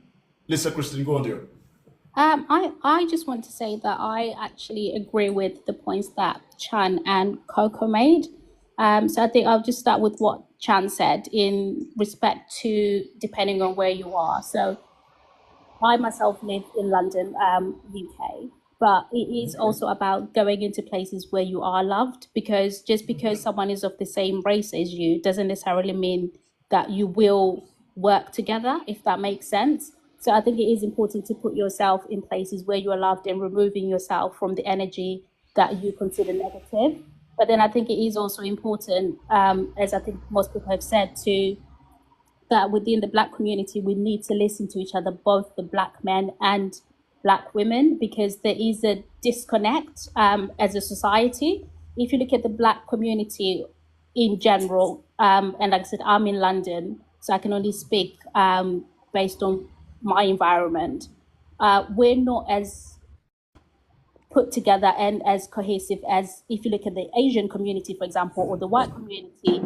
For example, Irish people stick together, the Asians stick together. So I think before we even start blaming each other as to, who's done what wrong, we need to come together as a community of Black people.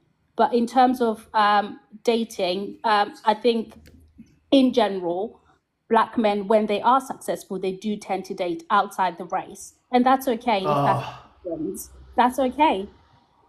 So you're doing it again, you were doing it to Coco. It's okay if you want to date outside the race. My smile is so infectious? I mean, I think you said you're based in Nigeria, right? I am from Nigeria, but go You're on. from Nigeria, but where do you live? Switzerland.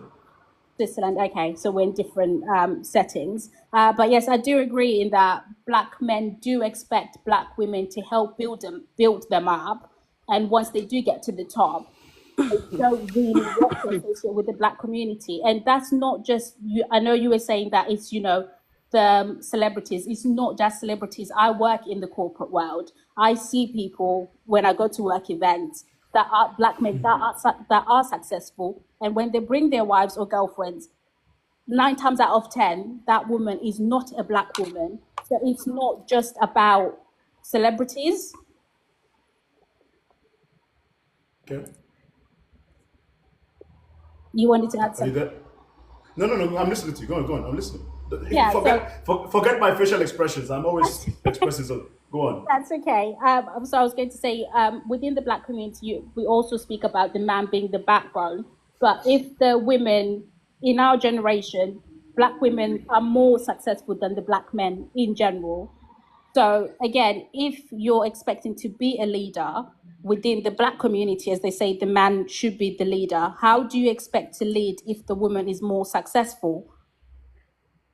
That's the other thing that, Black men also have to think about, as in who is helping these communities. I think someone mentioned that, Black women in general tend to build the communities. And I think that is actually very true. The Black women are the ones that will build the communities, and a Black woman will defend a Black man before a Black man defends a Black woman in a lot of cases. Okay. Thank you for that, Lisa. Somebody asked a question. Don't you think? Well, okay, in your opinion, why do you think a lot of success? Let's go with your theory.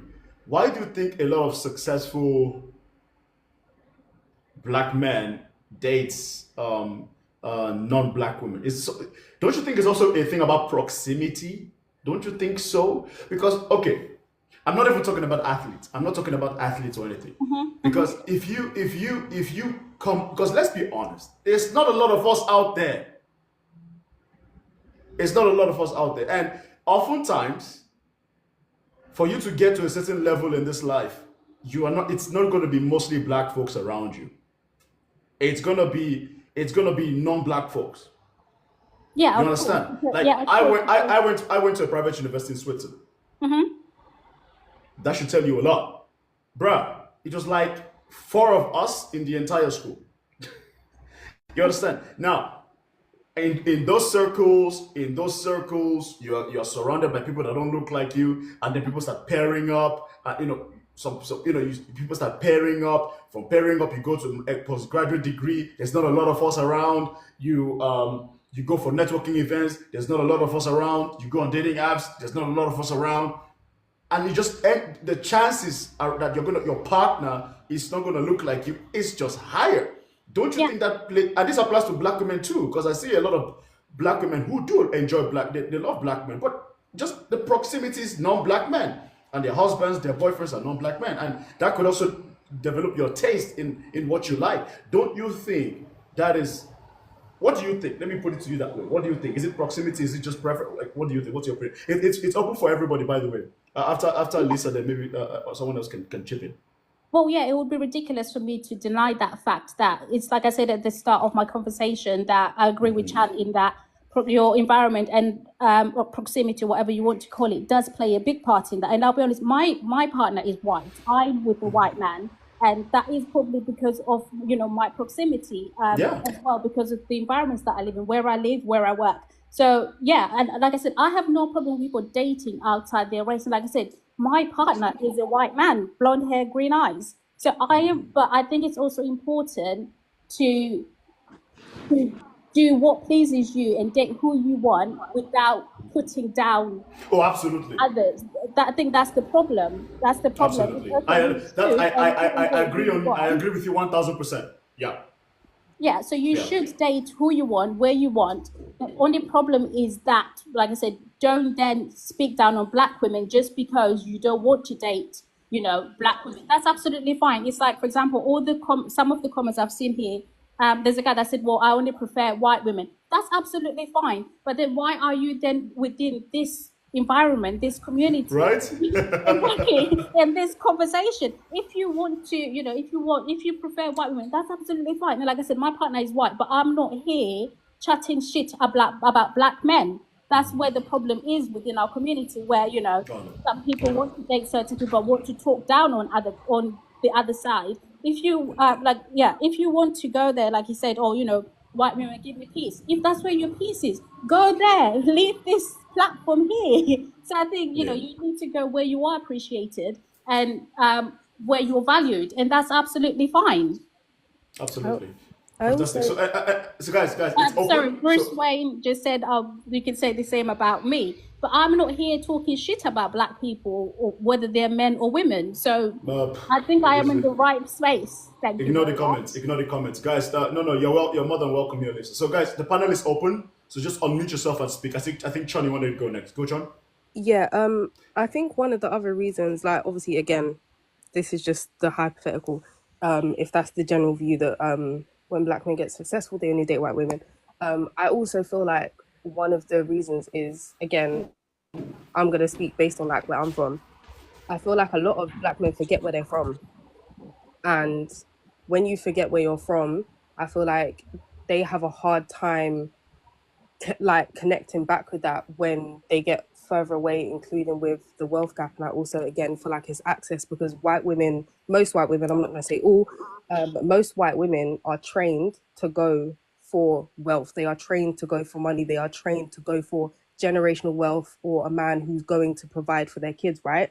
So I'm not saying there aren't, the few that will, build with a man or whatever. But typically, most white women are trained for that. So the minute that a black man gets to that point and he realizes, oh, these women are accessible to me now, that's why they end up going there. And also, I feel like when you look at certain communities, because of their own cultural traditions and the generational wealth that they're used to, they already have a certain standard, so you can't come to them with any less.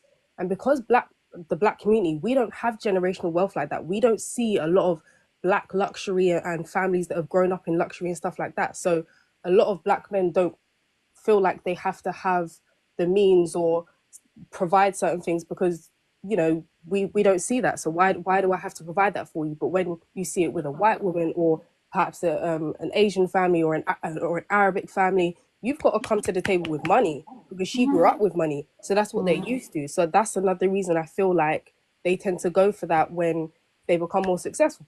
But again, it's not all, but yeah, I feel like that's another reason. Yeah, can you guys hear me? Yeah. Yes. Yeah, I agree with Lisa's point, and I see some people in the comment section also insulting me about being a pick me and a white man will never marry me, but I'm married to a white man for 3 That's years. okay. So am I. Let's see. This is the thing. This is the thing I was saying, that as soon as you divert slightly from the norm, there's a problem, and that's a problem within itself, within the black community. Yeah, and for me, like you, Lisa, it was also a matter of proximity, but also as someone who is well versed in the African community, loves the African community, I understood that it was about proximity, and I didn't then please can you mute? I feel like I'm echoing on someone's mic.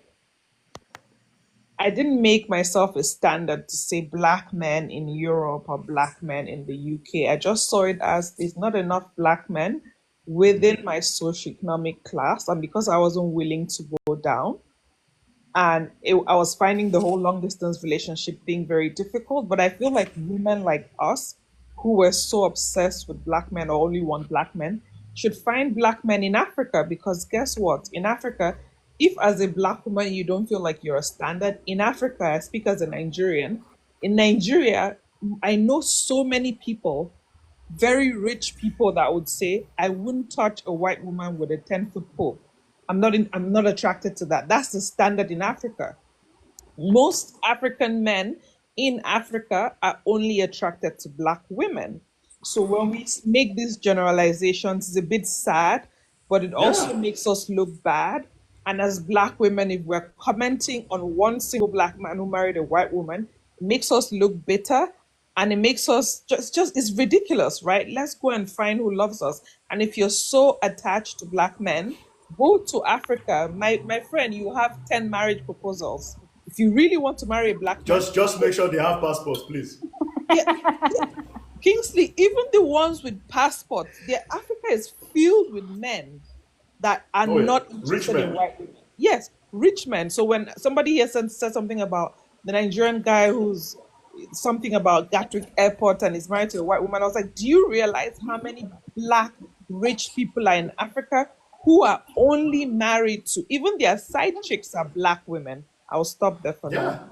No, it's again that's why again you see as a man myself, that's why I say again, I know maybe Coco and I got off on the wrong foot initially anyway, because it was heated at that point. Because for me, I see so many black men that date black women, reach out to black men, love black women.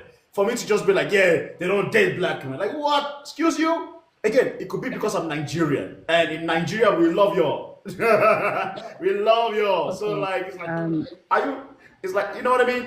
I don't know. I don't know who wants to go, but maybe, guy, one of the men should Well, speak, or well, maybe Coco wants to can go. I now can I go? I just wanted to ask a question because now even if Okay. we look at it from the perspective of the West, I want this question to be answered. Why were there more people married in slavery than after slavery? You know why? Let me just say this because that was the moment in which the black woman understood that she needed the black man.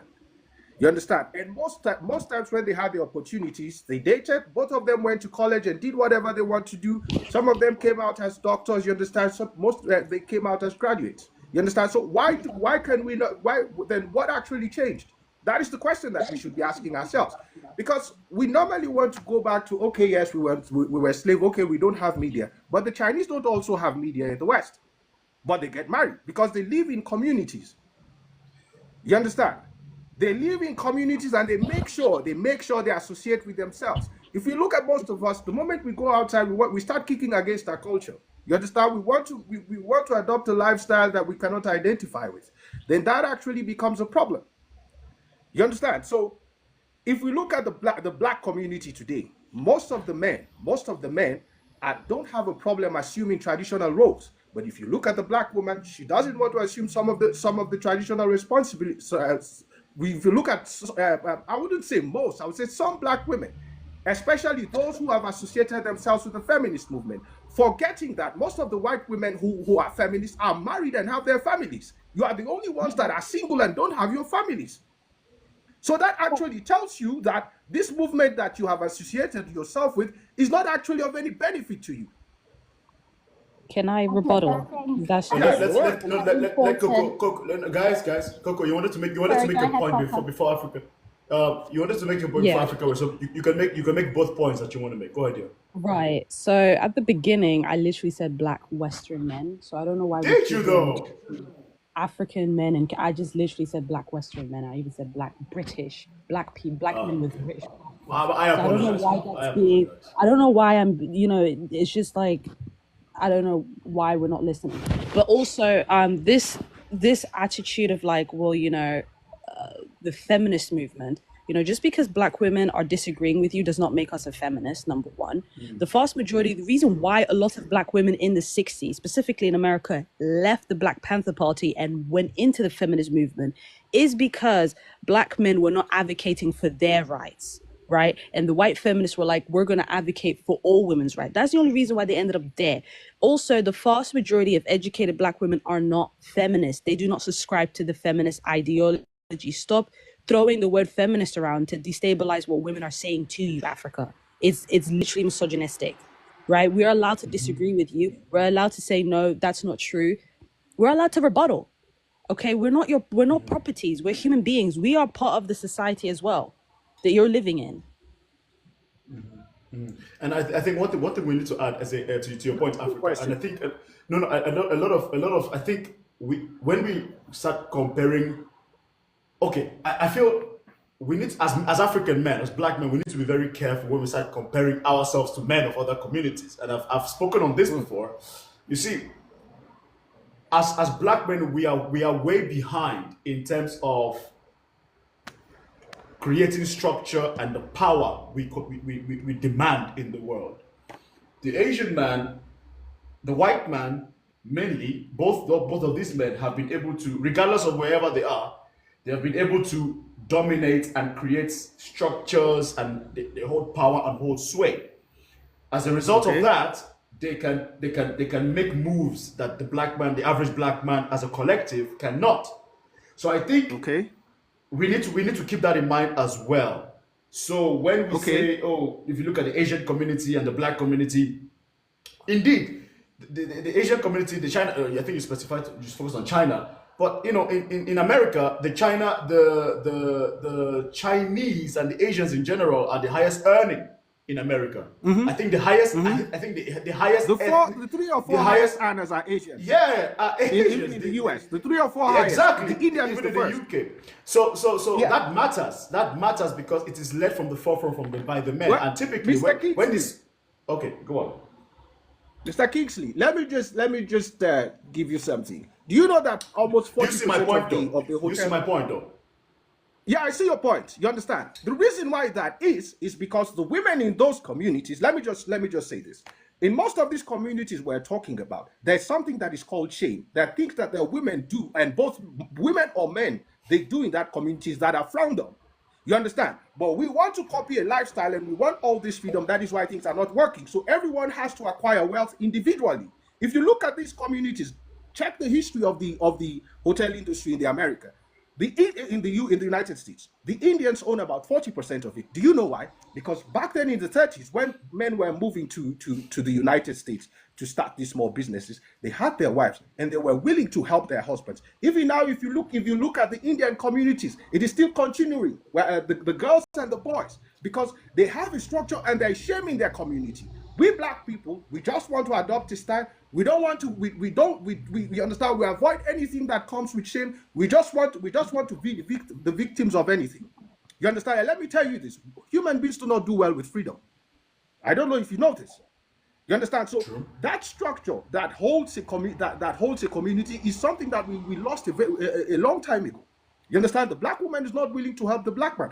And let me just say this: about 75% of men, you understand, are married to black women.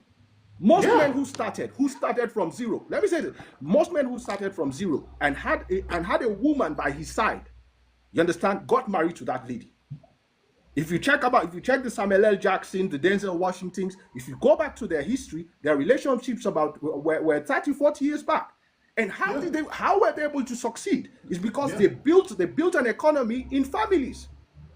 But when it comes to black, if you look at the Nigerians that are going out, let me just finish. Okay, African land so that other people can speak as well. Go ahead, sir. Okay, if you look at the Nigerians, today another thing, the most intelligent family in London is from Nigeria. Why? Because when you build in families, it is you start first with families, then you continue with communities.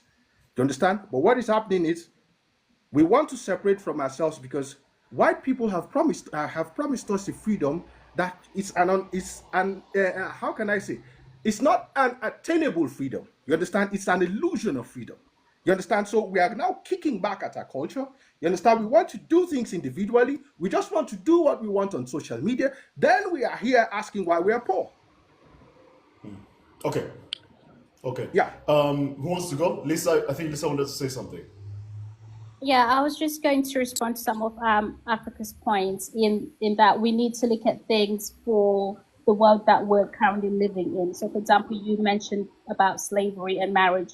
That's not the world that we're living in at the moment. So I don't think it's quite relevant if we're going to be progressive. We have to look at, like I said, in the present. The present that we're in is not that. And I do agree with you that, the Asian community, and I did mention this as well, that they are well put together. And yes, they do have shame. Shame does play a big role within that. But then there's also a lot of things that do happen in those communities that are quite negative. Oh yeah, absolutely. They are very negative, and I think it's something very important. within the Yeah. Asian culture. There's a A lot of lot, toxicity. huh? So yeah, so I wouldn't, if we are going to build the Black community, I wouldn't be trying to model against the Asian community, if I'm honest with you. So for me, that's Same. a no. Yeah, Same. that's a So, no. listen, just to add to that, But then I also, don't. Okay, you listen, I will let you mentioned, continue, but listen. okay. I'll come to you, but I want to say something very, very important to Africa. A lot of Africans, we glorify the Asian community a lot, but trust me, as somebody that went to school with them, familiar with their culture, there's so much toxicity in the Asian community. Do I respect their economic aspect? Yes, but in terms of social, absolutely not. In terms of human rights, absolutely not. But I just feel like we need to understand that the Asian community has a F ton of issues themselves. But go on, Lisa. Sorry to interrupt you. I just wanted to add to Yeah. that. Yeah, I was going to move on to the financial side of things. Like I said, in terms of business, yeah, that would be good to model against them. But in terms of social side of things, then that would be a no. And you mentioned, building that generational wealth and wealth in general, like the Asians do. But that has to, sorry, Miguel, I think you're on mute. Yeah, Go on. that comes with community. And you mentioned that Black people want to get away as far from their Blackness, any opportunity that they get. I don't think that's necessarily true. I have to disagree with that, because I think a lot of Black people do embrace the Black culture, but I think we do need to stick together as a community and work together to build that generational wealth. So if we, like, I will go back to Coco's point of, the rich and famous. A lot of them, that we know in the media, that we see in the media, they will date outside the Black community. So that does take away that, that wealth from the Black community anyway. So, and being a hypocrite in this as well, considering obviously I'm also with the white person. But yeah, in terms of that wealth, if you are going to build generational wealth, then you have to build that within the community. And as the man, you are meant to be the backbone. And, a lot of Black men will say, oh, what's the woman bringing to the table? Or can you cook? So those are some of the things that I personally experience. And I know everyone's experience is different. One of the questions is, oh, can you cook? No, I can't bloody cook. But guess what? I have a lot of other assets. I feel like sometimes as a community, we worry about the wrong things when it comes to our relationships and building. So what if I can't cook? If you can cook, great, you can do the cooking, or, some of the questions that, and it goes both ways. And like I said, when it comes to being a provider, you will have some Black men say, oh, can you cook? But then I'm earning more than you. So even if I can't cook, what's the problem? So I said, there's a lot more important things that we need to worry about in coming together as a Black community. Can I just add on to the delusion about comparing us to the Asian community, especially in the UK? Sure. Most. Yeah, So, absolutely. Asians in general have always been a buffer class, even during the colonial times, and they've always been given perks, hence why they're more industrialized than us, hence why they are economically better off than us, right?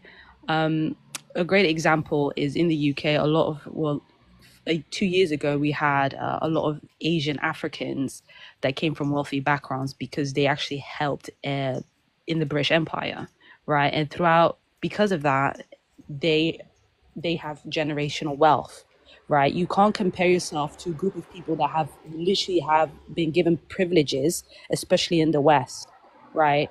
It's unrealistic, right? When they came to the UK specifically, they were given loans, they were given grants, they were given a lot more than what we Black immigrants have been given. So the constant comparing ourselves to the Asian community, especially in the Yeah. UK, is not appropriate. It's just not.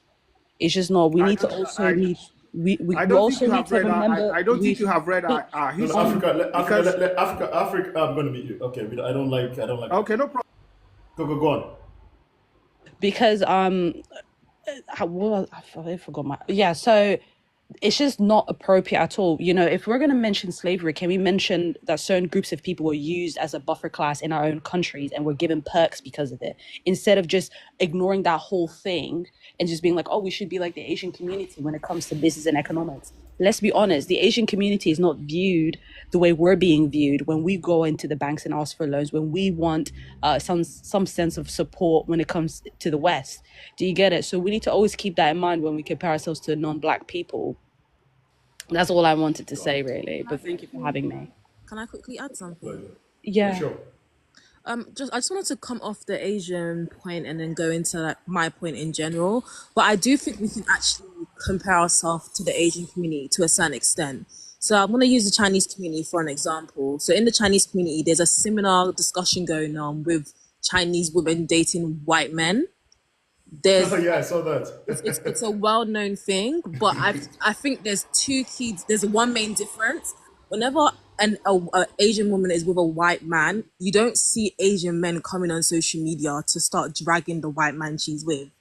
And I think that is the main difference. That is the main difference. It's our response towards it, and it's starting to make us look very bitter.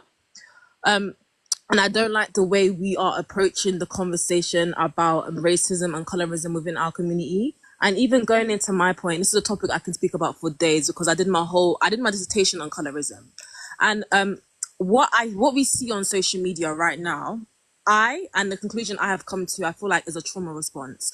And growing up as a dark-skinned Black girl in Nigeria, living in Nigeria and also living in the UK, if you're darker skin or if you're Black in general, you're going to be treated as you're undesirable. So that's something you've experienced in your childhood. So when you get to adulthood, you see the men that you were groomed to one day marry end up dating the women that you were told that you're not as good as. I generally believe this is a trauma response because the other day, you know, Aaron Pierre, the guy that was playing Simba on The Lion King, there was a video of him dancing on social media and that went viral. And then pictures leaked. I don't know if it's his current girlfriend or his ex-girlfriend. And then social media started going crazy saying, how dare he be with a white woman?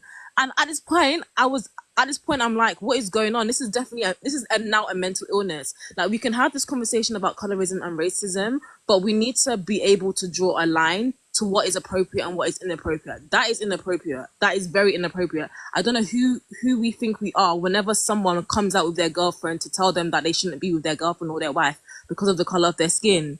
How does this help the problem? This is not going to make him divorce his wife or leave his girlfriend to come and date you. That does not help the problem. And the best thing you can do when it comes to these type of situations is just focus on yourself. Focus on becoming the best version of yourself. The person God has for you will come. Stop worrying about what other people are dating. And my last point is as well in regards to interracial relationships. And you raised this point as well, Kingsley. It's about who you're closest to, the people you're around.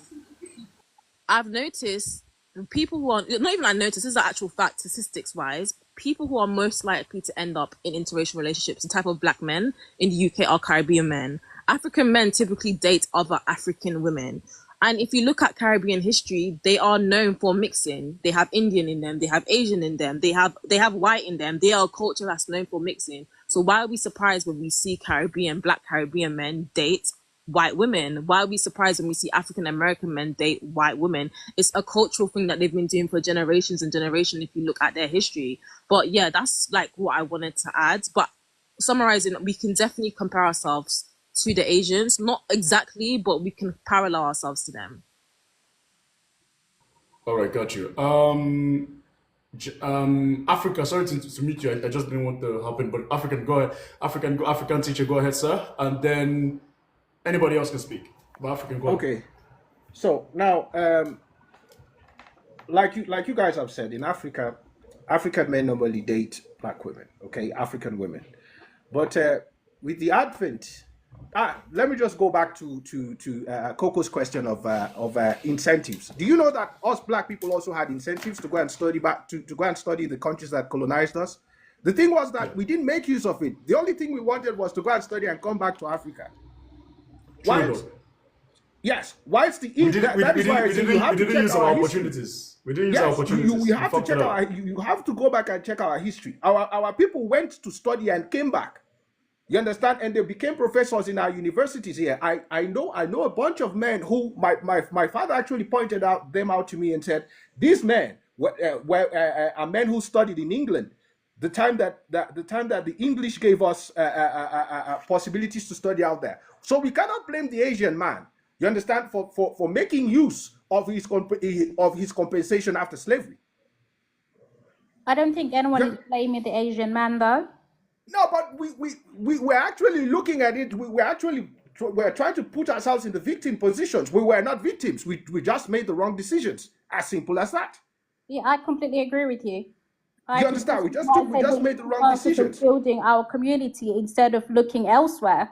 Yeah, if you look at in Africa, if you look at some of the first prime ministers in our countries, first presidents after colonization, most of them studied in the countries that colonized their countries.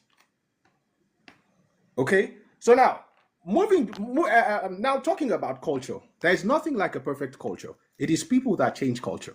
So even if we say the Asians have this problem, but financially, is it working? You understand? When it comes to organization, is it working? You understand? We don't have that structure, but yet still we're saying they have this, and that is not working. And yet we haven't tried none of them. You understand? So we can never understand what is working or what is not working because we are not making the efforts they are making to build communities.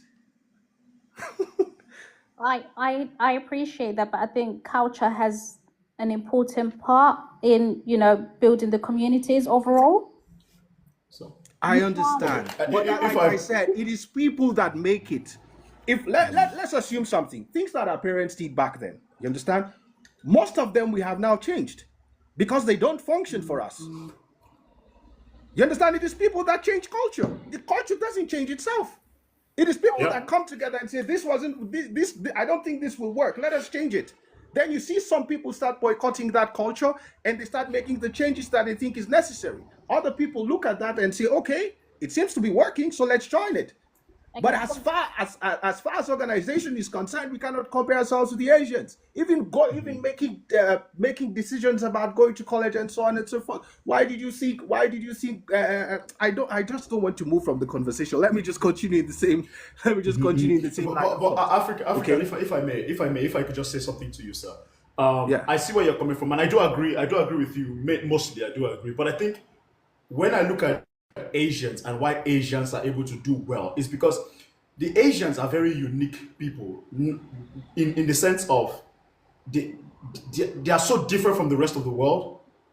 I don't know how to put it. For example, so there was this documentary I saw, about why Chinese and Japanese students, see somebody else say we are not. Like one thing with our people and able to just, we always want to already clap back. Open your ear and listen before you've already tried to attack me.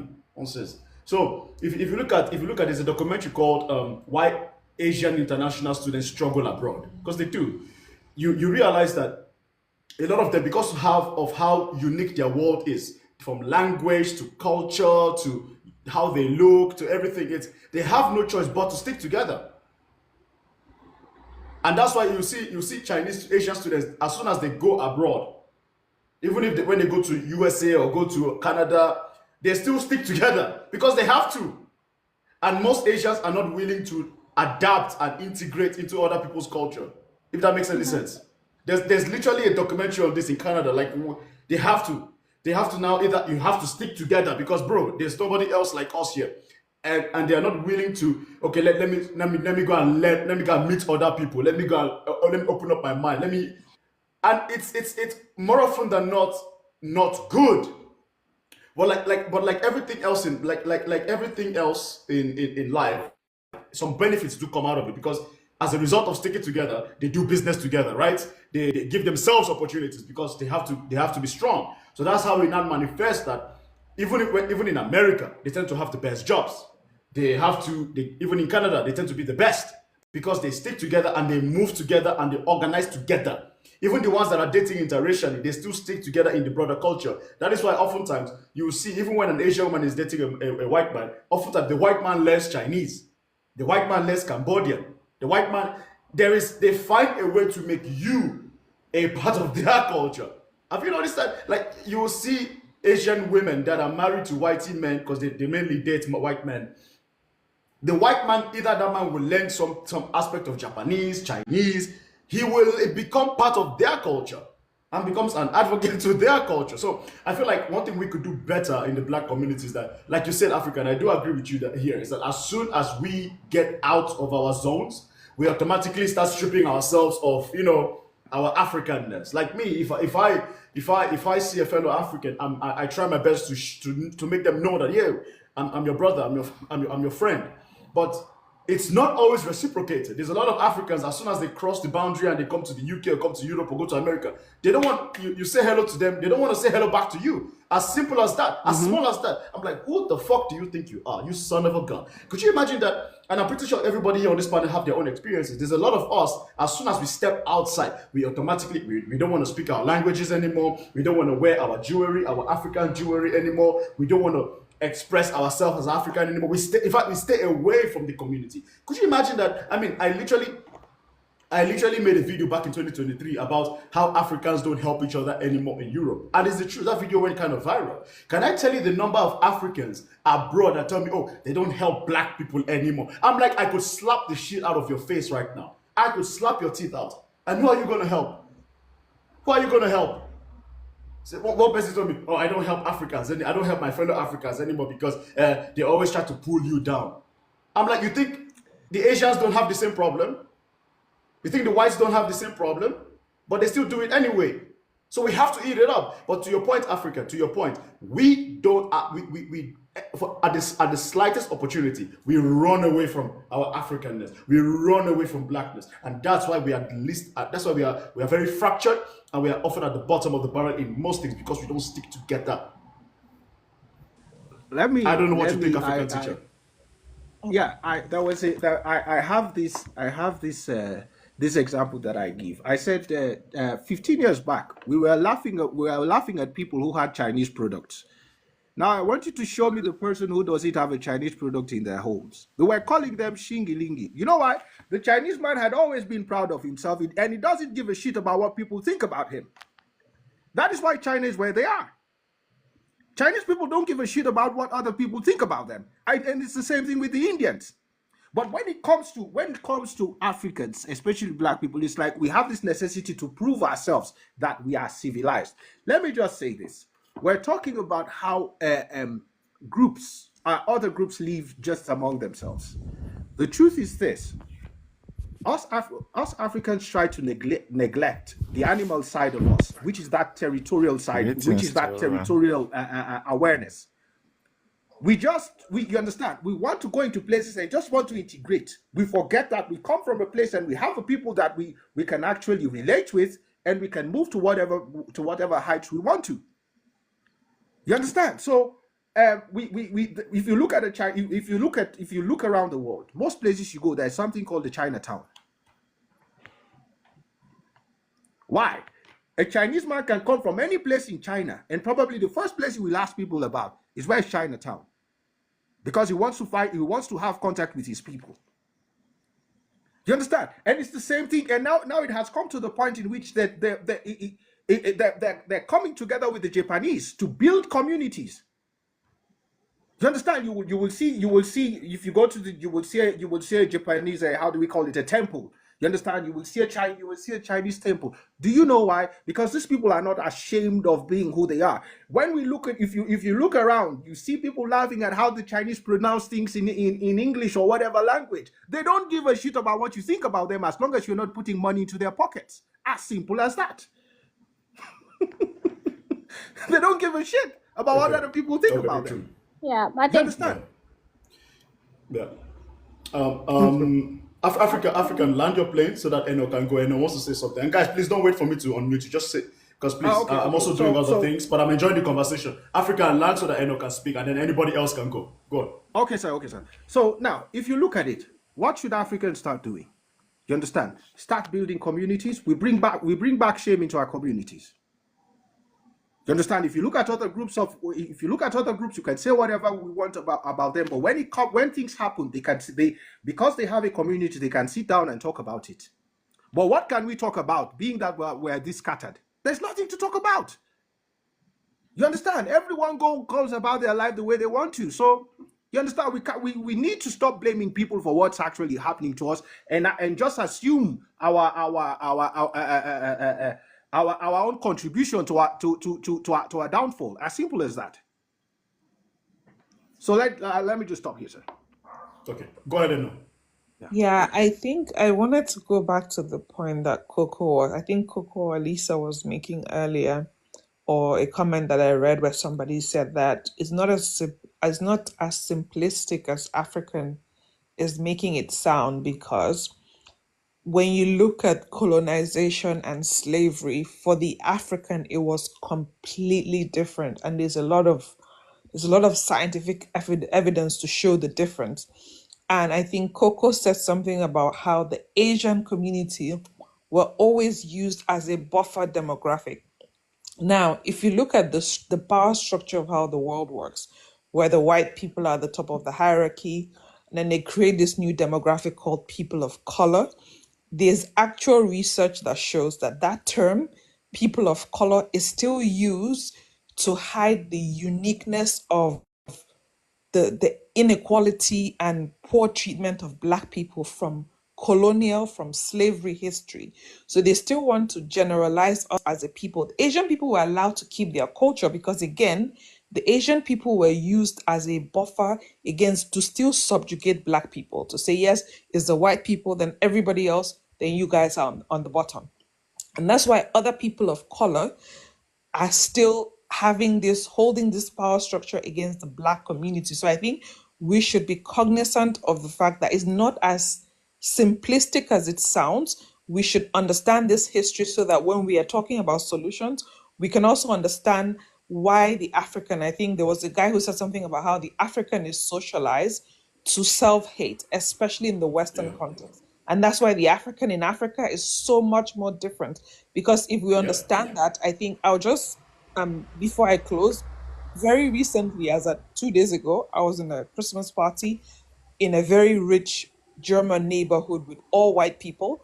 And then comes this mixed race woman who's like in her mid 40s. And then I thought, first of all, someone said to me, because I was the only Black person in that whole place. And then someone says, oh, there's this lady that is coming, she's half Nigerian, just so that you don't feel out of place. It's going to be somebody else. And then she shows up. Not only does she look completely almost white, but she distanced herself from me. And that was the first time I've heard people say Afro Germans, that the half Black or Black Germans are also people that do not oh like yeah, them. They in the German, in the Western context, or in Europe, let me speak for Germany, they distance themselves from you. They want to be the other. There's a lot of historical context that we need to look at to be able to understand that. And for me, as a Black woman who's married to a white man who's going to raise a kid in the Western world, for me, what that automatically says is that because of how I was raised, when I have a kid, my kid is going to know that he's African. And I think I read something, there's an interesting comment that somebody left in the comments saying that her fiance, who's half Arab and half Black, is loves Black people, and she was a Black woman. And then I said to her in the comment, I bet his mother had a role to play, and she was like, yes. And his mother was a Nigerian woman. So I'm saying all of that to say that we need to understand context so we can understand where our Black people in African American culture, in the Black British culture, in the Black European context, how they think, so that we can, so if we're professing solutions, we can talk about it from a very realistic perspective and not merge the whole thing, but also not say that we are like the absolutely. Asians, because we're not. I'll stop there We're for not, now. absolutely. When we're not, and there's something that I think we need to also think of. And African, and I like the direction you're pushing this conversation, because it's very practical. I think another thing us Black African people need to do is we need to start thinking economically. While yes, the other culture, social understanding your culture is very important, but I think that your voice matters more when you have money behind what you're doing. There's a book I want to show you guys on my lap. Just give me a second. Give me a second. I'll come to you guys. Now, there's a book I'm looking for particularly. It explains how Israel became. It gives you insights as to how Israel became what it is today. See this book. I don't know if you guys can see it, but essentially it's called the Startup Nation, right? How Israel became the story of Israel's economic miracle. I know Israel has a lot of bad PR right now, whatever, but it tells you how I haven't read the book in totality, but it tells you how the Jews realize that, listen, bro, we are small in number, but how can we get money? You understand? Like, they are, see, one thing I really respect about the J people is that they knew that, listen, from the beginning it was them against the world. So they were like, okay, how can we optimize our small number to make sure we have as much control? They were like, okay, religion, culture, money, owning buildings, owning companies. So that's why I also think a lot of us in the African community, we need to start thinking a little bit like the J people. We need to start thinking of how can we start owning companies? How can we start working with Africans? How can we start putting money in the pockets of Africans? How can we start supporting each other? How can we start opening door for one another? How can we start doing things for people? How can we start how can we start doing this? We need because we don't have economic power at all. So, We can I don't. contribute after you're done? We don't support each other. And that's, for me, is incredibly important. Because your voice means nothing when you don't have any economic influence. Period. Get good jobs. When you get your job, see how you can get more black people in there. See how you can get more Africans in there. See how you can get more people, because that's what the Asians do. This is what the whites do. But it's only us, and this is what frustrates me with our people. It's only us that as soon as we get in there, we close the door behind us. We close the door and we kick out other Africans. I'll be like, oh my God, I don't trust us. Are you stupid? Are we dumb? Let me land. And that's something that I do not like. It's only in African people that as soon as we see opportunities, we close the door and then get shocked when we have no influence. Our influence comes from our numbers. And now let's see how we can use that number to have economic power. I care a lot about economic power because I know that as soon as most of us here are in offices and we have the economy and the financial power, people are going to listen to you because they have to listen to you.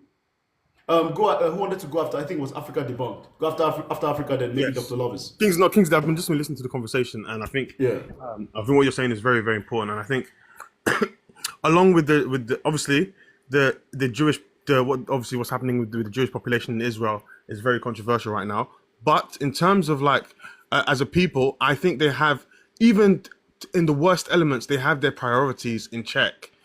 And their priorities is that their nation survives and their people survive, irrespective of whether they put the world into flames or if they have to but I think there's that kind of centricism within because Jewish people, for better and for worse, behave like a people who have survived genocide, and black people do not behave like a people who have survived genocide. The words, bro? Come on, man. Oh, sorry, my brother. But okay, no. But the Jewish people, J people and Eastside. I can't say. Oh, sorry, J people. Okay, my bad, bro. But J people behave like people who have faced annihilation in a way that Africans do not. And I would also say that one of sister mentioned her experience with the Afro German, and I don't know those of you who may be in America or in the continent, but in Europe that is definitely a thing where you have some biracial people who they have a specific kind of venom and disgust for black people, because it's usually mixed race people who are half black but who have grown up predominantly with their white families or in white predominant areas. And what happens is your blackness, you don't have to do anything, but the simple presence of your blackness is almost for them psychologically, you remind the white people that they've attempted to assimilate with of their element of their blackness, if that makes sense. So that you just existing and being black reminds the white people that they're half black, and that element makes them absolutely sick. And that is definitely a thing that happens all over Europe. And I don't know if this is controversial to say, Kingsley, but I would say in terms of before I go into that, in terms of the Asian community, one of the things that the Asian community have been used as a buffer class for hundreds of years, especially by the European colonial powers. And for those of you, and what happens is often is that Idi Amin is often like painted in like as the worst person in history. It's because not. I like Idi Amin. It's a lie. Oh, It's me not too, Western me too, me propaganda. too. And he's Yeah. and he's painted as like an anti-Asian racist because he expelled the Asians. But that's not what happened. That's what the Europeans and the Asians tell you who don't want to give you the facts. The Asians who were there as a buffer class. They were there they were an instrument of colonialism. So like the black people were fully oppressed. So the black people had no access to the middle class, had no access to the they had no access to the civil service. They had no access to the functional levers of how their country ran. So of course, when they got the independence, the Asians had to go. The Asian population in Uganda were a symptom of colonialism. Of course, they had to go. That's not being anti-Asian. That's just getting your country back. And the last thing I would say is in regards to like if you compare black people and Asian people, I don't want to offend anyone, guys, but I'm being honest.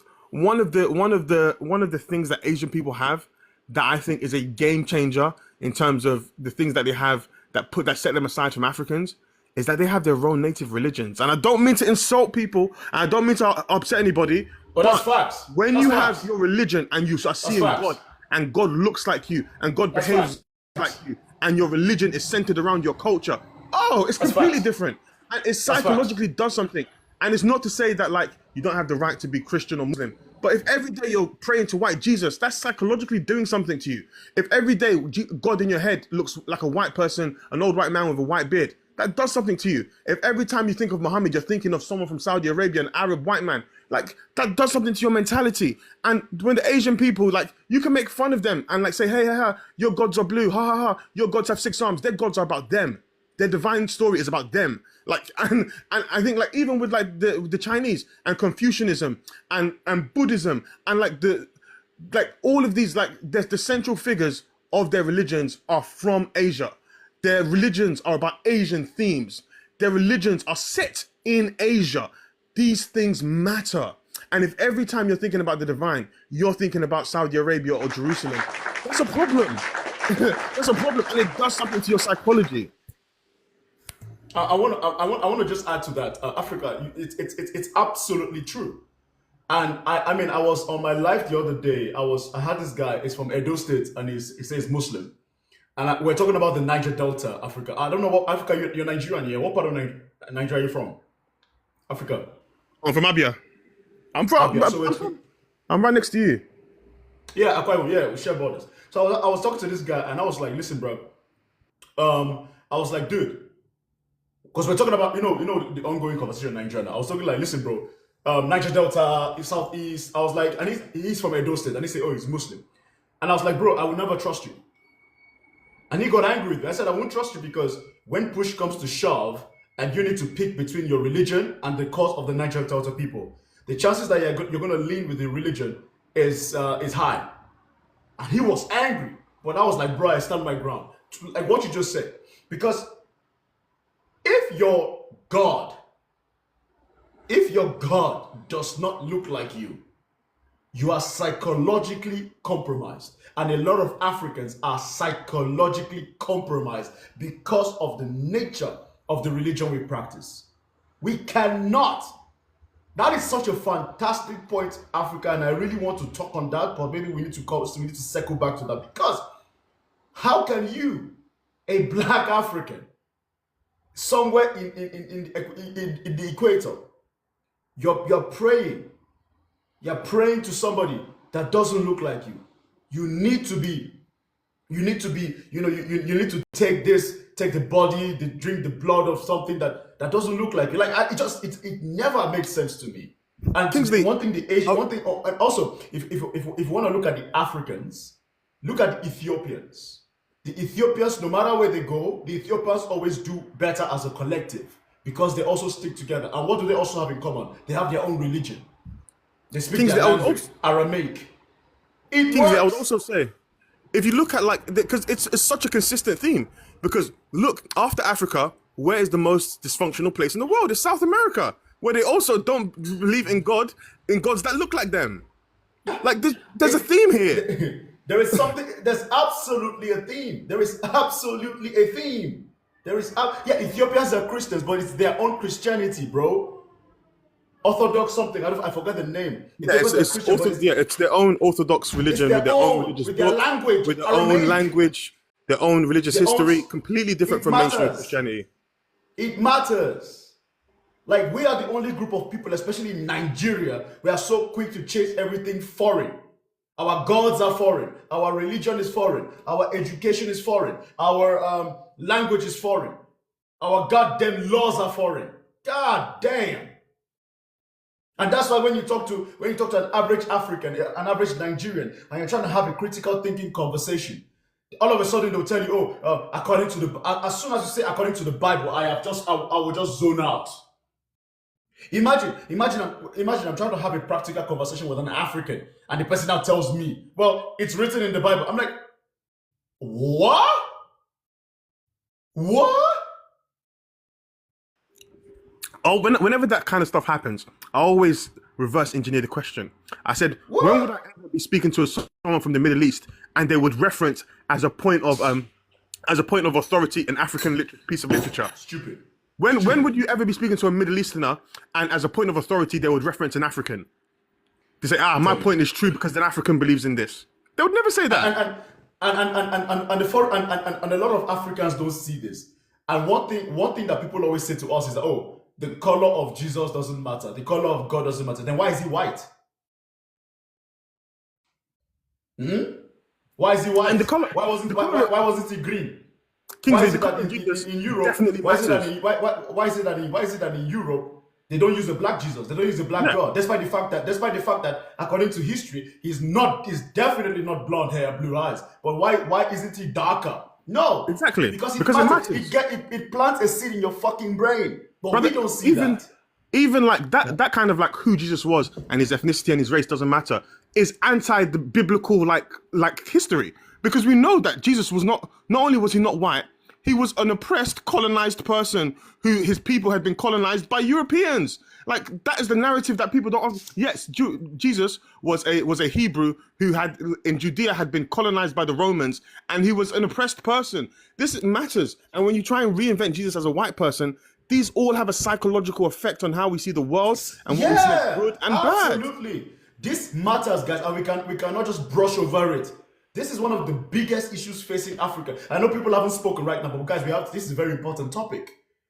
This is a very important topic. Can I contribute? This is why Africa is compromised, and this is what really bothers me sometimes. If Africa will ever move forward, it's not even about oh, can Africa get forward? Yes, but the thing is, a lot of us are psychologically compromised, and when you're psychologically compromised, you need psychiatric help. Because we believe in things that make no absolute sense. They make no critical sense. And when you believe in things that make no critical sense, you cannot critically think. And when you cannot critically think, you're easy to fool. So, anyway, go on, Jamo. After Jamo, we'll go to Dr. Lovis and then we'll open up the platform. Sorry, guys, this is very important. And Africa, maybe I'll reach out to you so that we can have a proper chat on that aside. Anyway, on a podcast or something. Africa, it's great. Yeah, after Give me a minute, I'll be right back. finish talking, then I can talk. Okay, maybe Jam will speak, Dr. Lowe speak, and I can talk. Let me just stop. What's the issue, Brown? No, I said. Can I speak now? When Jam, after Jam will speak, Dr. Lois can talk, and then I can talk if that's all right by you guys. No, that's fine. So sorry, we took a detour, but you're right. You're right, Brown. Go ahead, Jam. Okay, thank you, everyone. And it has really been a very beautiful conversation, and there's a lot of things to take home or to take away from the conversation. It's really, really impactful. I would say thank you, Mr. Kingsley, for bringing this together for all of us to have this very wonderful discussion. Okay, for me, my perspective, I don't think it's different from the direction that we've been taking this before now, but I want us to know something. I think the roots or the primary source of how people behave or how people grow, the trajectory they go through to do things in life is all about their mindset. It's all about a mindset, their mindset. First and foremost, for us in Africa, we have two mindsets that we need to, how will I put it now? We need to unlearn. One, we have the poverty mentality and we have the slave mentality. Poverty mentality and slave mentality. And this is the two key things that is running us in most of the things we do. The poverty mentality. That poverty mentality is the mentality that causes us to want to, for instance, make money, can go through any length to make money in an unclean way. We hoard material things, we hoard financial things. Giving is not that easy for us to give and share and make the world a better place. We rather all have it to ourselves as one person and just keep it to ourselves. That is slave mentality, or rather poverty mentality. Now we have another thing called slave mentality that we have it for. If we bring Africans, maybe like nine. Can you hear me? You good? Your network is now I can. Can anyone hear me? Now we can, but your network is not good, man. Oh, so the second thing, yeah. Okay, I said the second issue is slave mentality. Slave mentality. And this goes a long way to drive how we behave, how we interact. For instance, we've been talking about the Asian men, we've been talking about all men of other races, apart from African men, including the African man. If you are a human, have a mentality, how would you just sit down and want us to worship you? Why? Someone else worshiping you does not make you more human than the human you already are. So why would you sit down and, instead of you strategizing on more reasonable things or more forward progressive things, what you strategize on is how many more people you can get to bow down to worship you, how much more people you can get for you to control. And that is the problem we have. Because when real men are focused on progressive things, most African men are focused on things that I would say in humanity are less relevant. Control, power. You can see if you open to how many groups right now or how many live stream right now, all you are saying is how much strategy they are putting in place for African men to be able to control African women. Men are strategizing, real men out there are strategizing on how to make their community, their world, their future better. But we strategize on how to break women. It's our center of our focus. I would say to you categorically that most men, let me speak for Nigeria, most Nigerian men will make money just to have more women, to control more women, not to even control men, not to even be able to stand where other men are standing, but have to have power over women. I'm telling you, in fact, just check them out. Once they make money, now we have exceptions because some of them are getting more civilized, more enlightened. They are beginning to know better. But however, that has been our main focus, and we are wondering why the African men are not to other Western men, Asian men, and all those other men, Indians, and all those guys competing. Are. I'm saying this.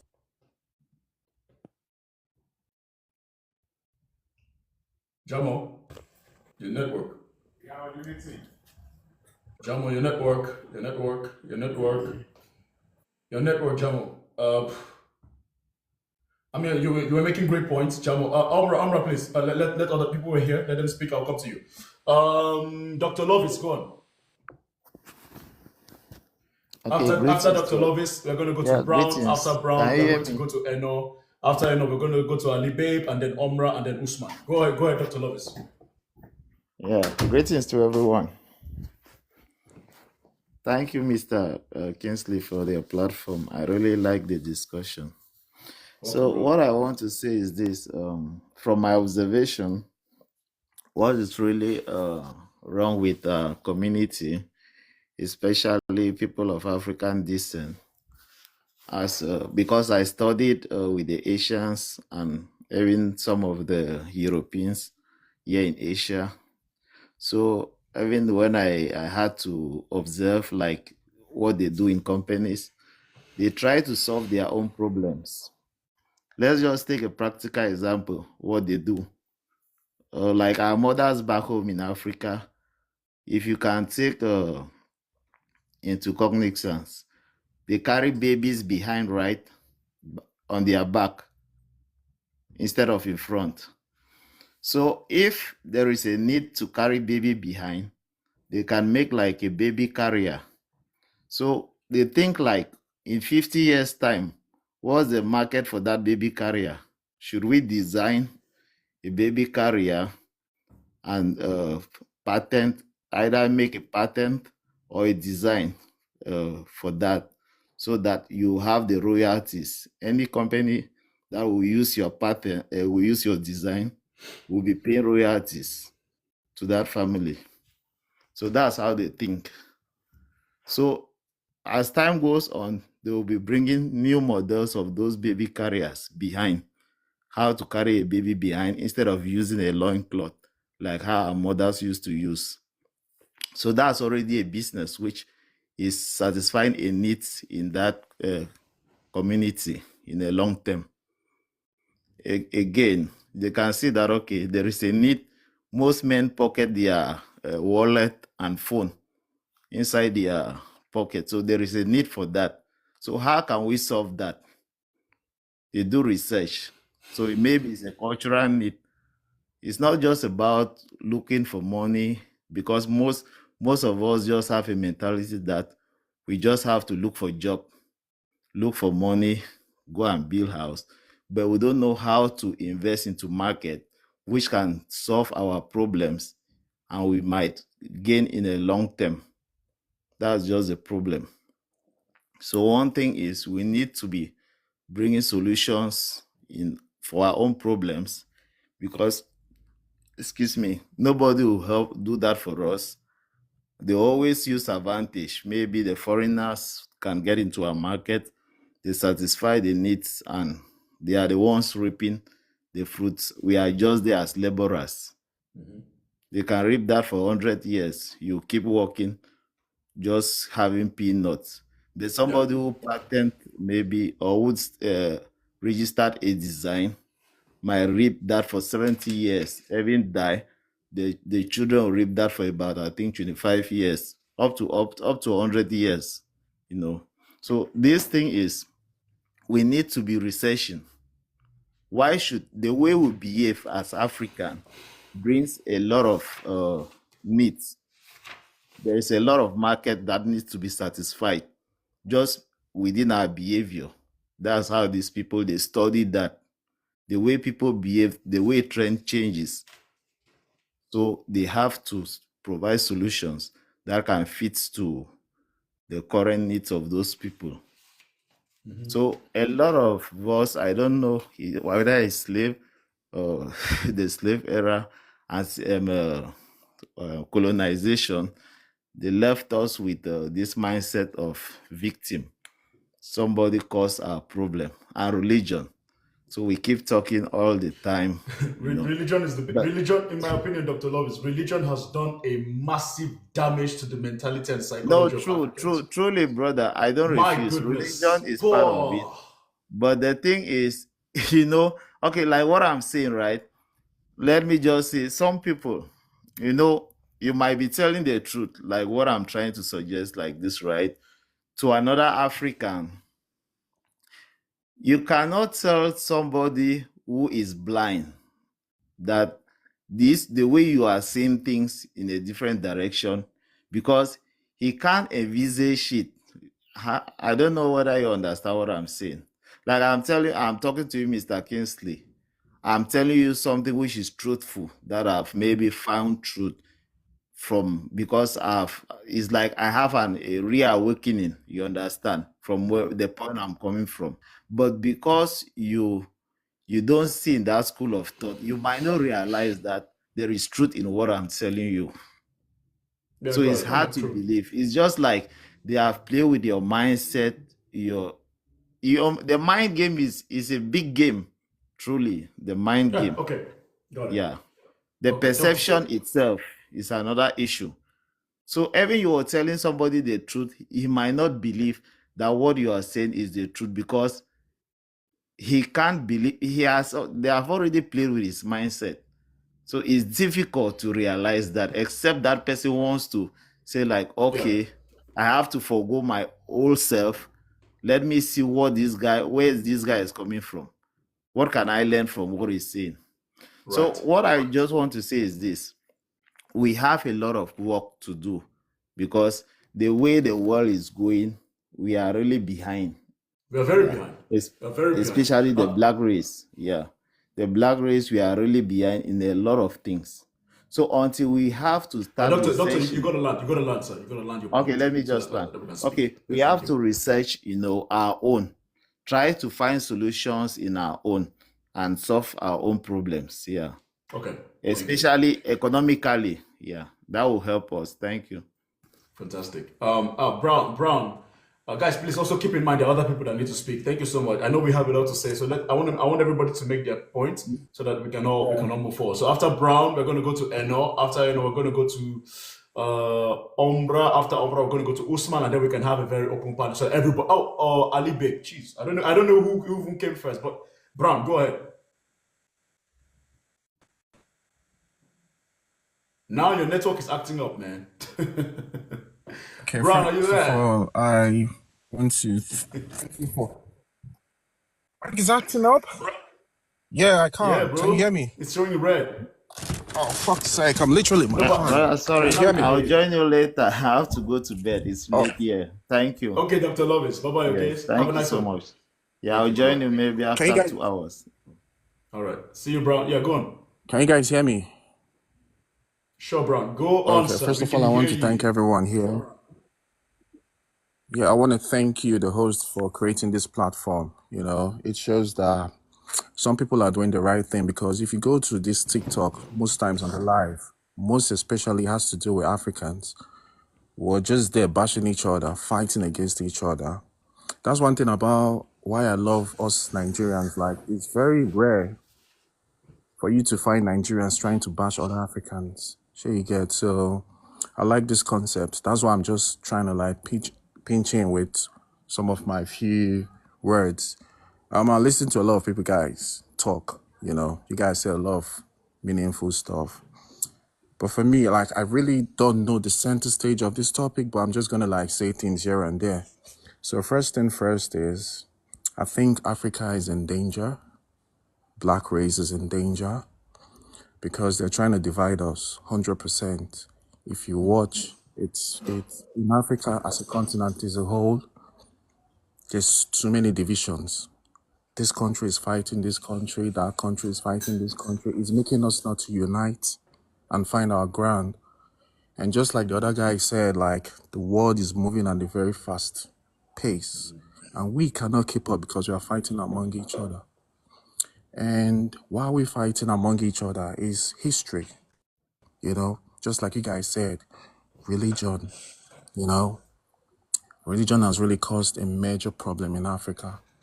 We've lost our identity. We don't even know where we come from sometimes, And like they say, knowledge is power. So to me, I feel like we need to, although our fathers, our great-grandfathers didn't really do much, but you see this, our generation, we're doing a lot. We're spreading the message. We're trying to enlighten people. We're trying to awaken people. From the next generation and the next 2 generations from us, I think we're going to keep up. So let's just keep spreading this love. Let's just try to unite each other. Trust me, we'll get there someday.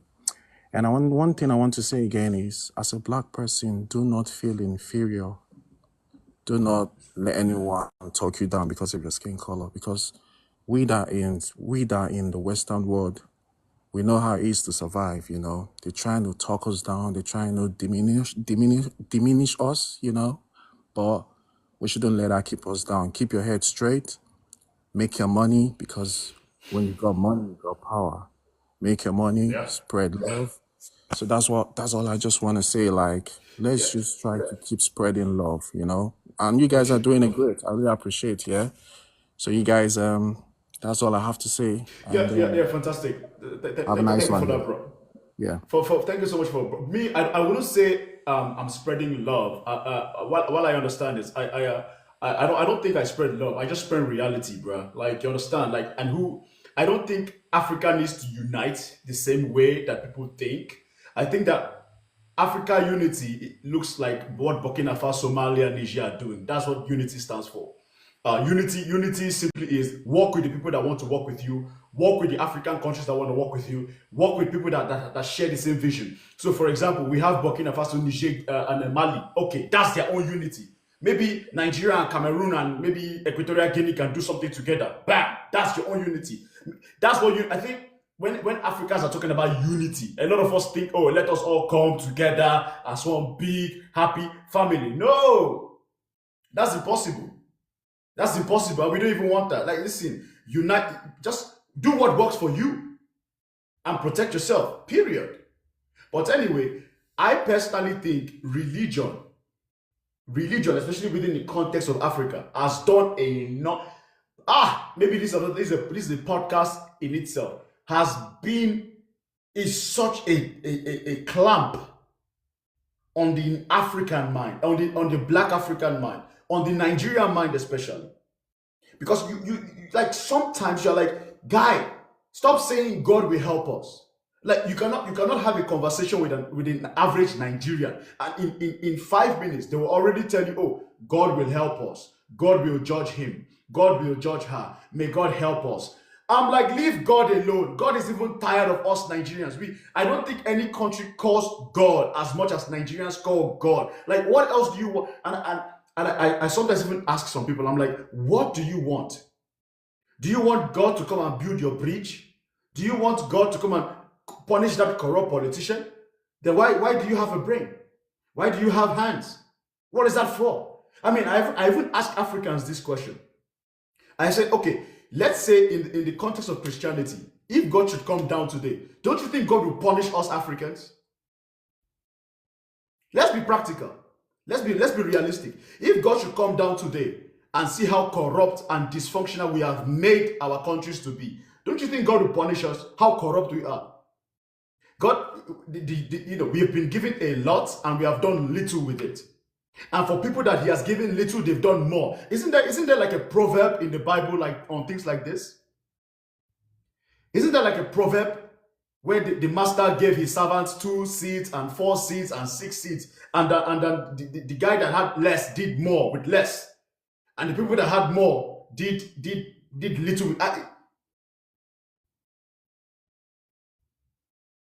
Ali, babe, go ahead. This is it's frustrating. The 25 shekels of silver. You're correct. Okay. 25 shekels of Ali, silver. thank you so much, bro. Ali, after Ali Babe, we'll go to Umrah. After Umrah, we'll go to Osman, and then we can open the panel. Ali Babe, you're on mute. Go, come off mute here. Oh yeah, 1 second. Can you hear me now? Yeah, all good. Okay, yeah. Thank you. Thanks for all the conversations. I think I was here from the very beginning, and I appreciate like your ability to see all the different sides.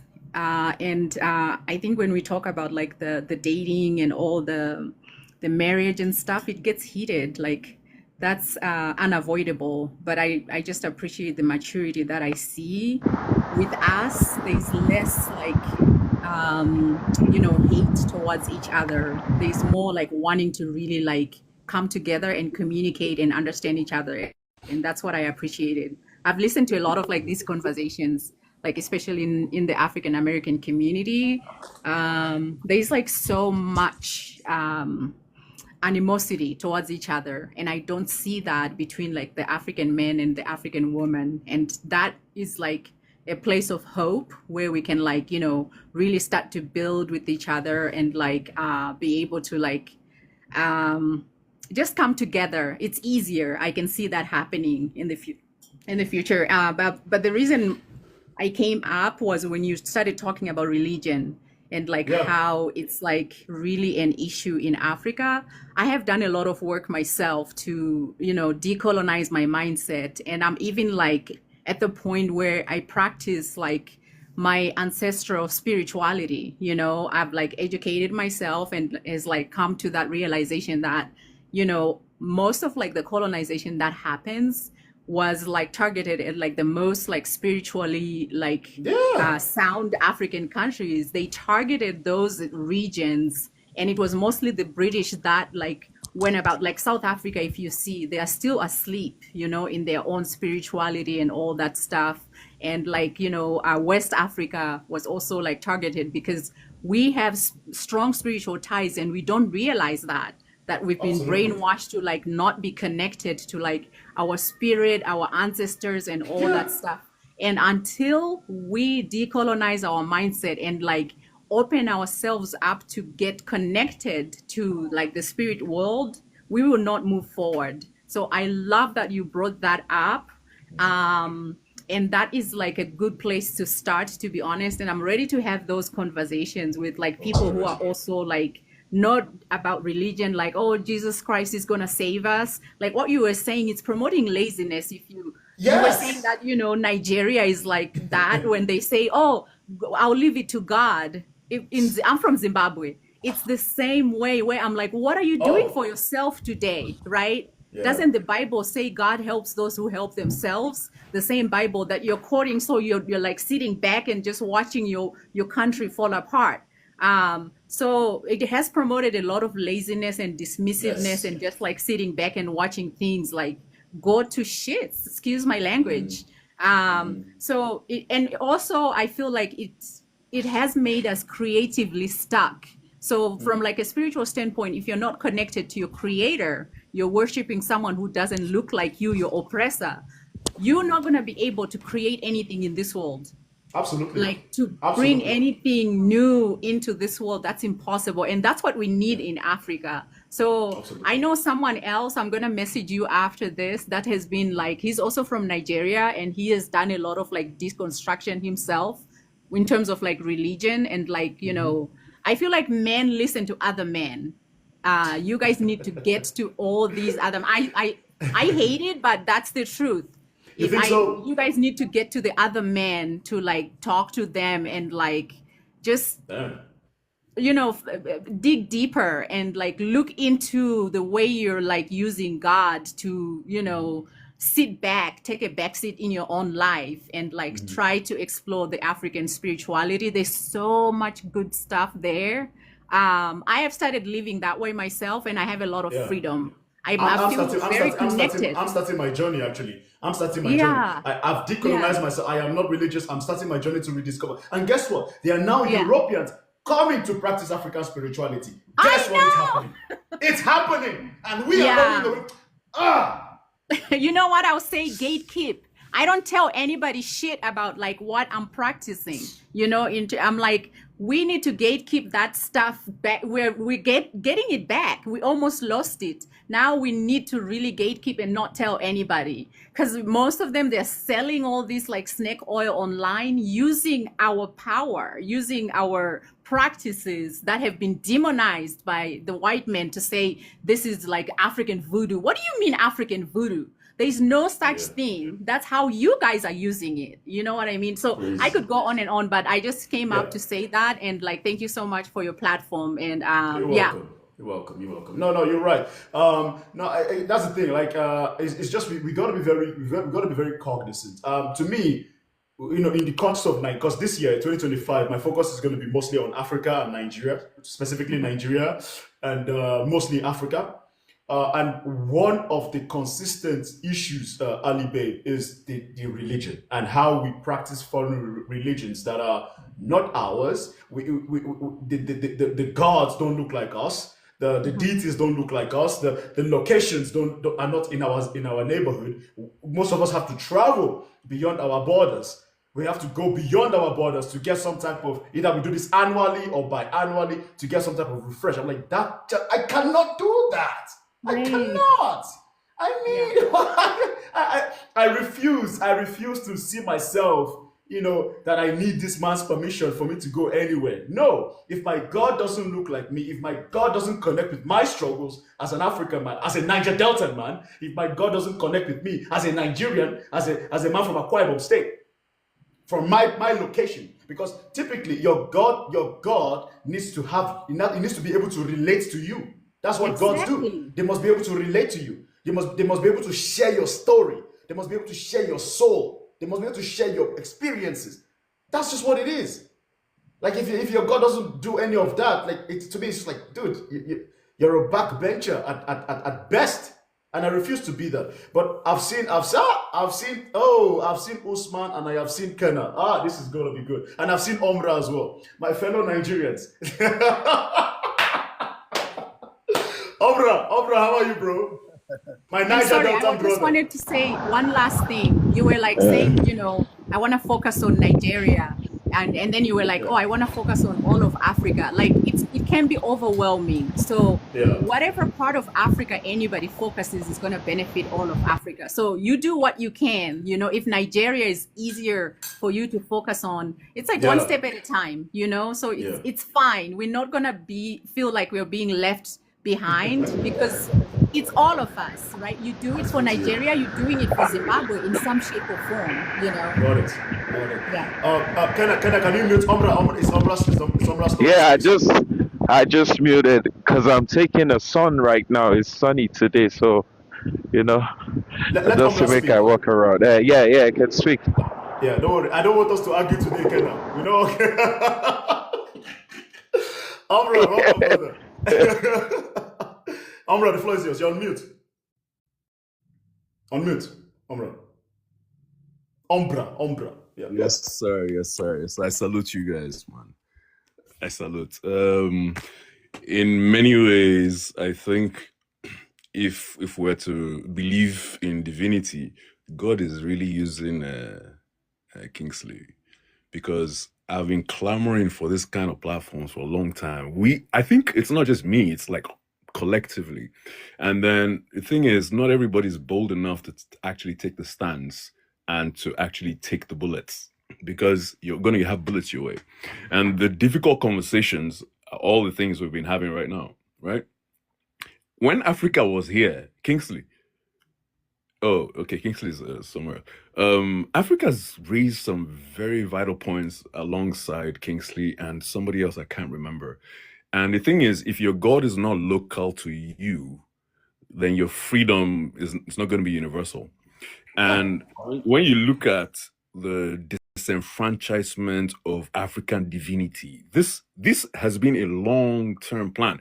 It didn't happen by happenstance, right? It's been a very long-term plan. If you look at the manifestos written by not even too long ago, when you start looking at it, Niger Delta, and apart from Kingsley, I'm a Niger Deltan here. I was also raised in the church, and I deviated from the church at 18, right? My mom is still a very active evangelical. I love her to pieces, but I have learned to love her and be able to disagree with her because our values do not align, right? So I've lost family, and my mom is my mom, but I've lost family, I've lost friends. So the thing is, we have to be able to take very difficult stands, even at personal costs to us. Fair enough. Now that we now start to understand the symptoms, we've been addressing symptoms a lot, right? What are the root causes of the symptoms? Basically, the twisting and the negation of our own divinity. So much so that Yorubas call what you would say Satan Eshu. Eshu is not originally an evil spirit. Yes, Eshu is not evil.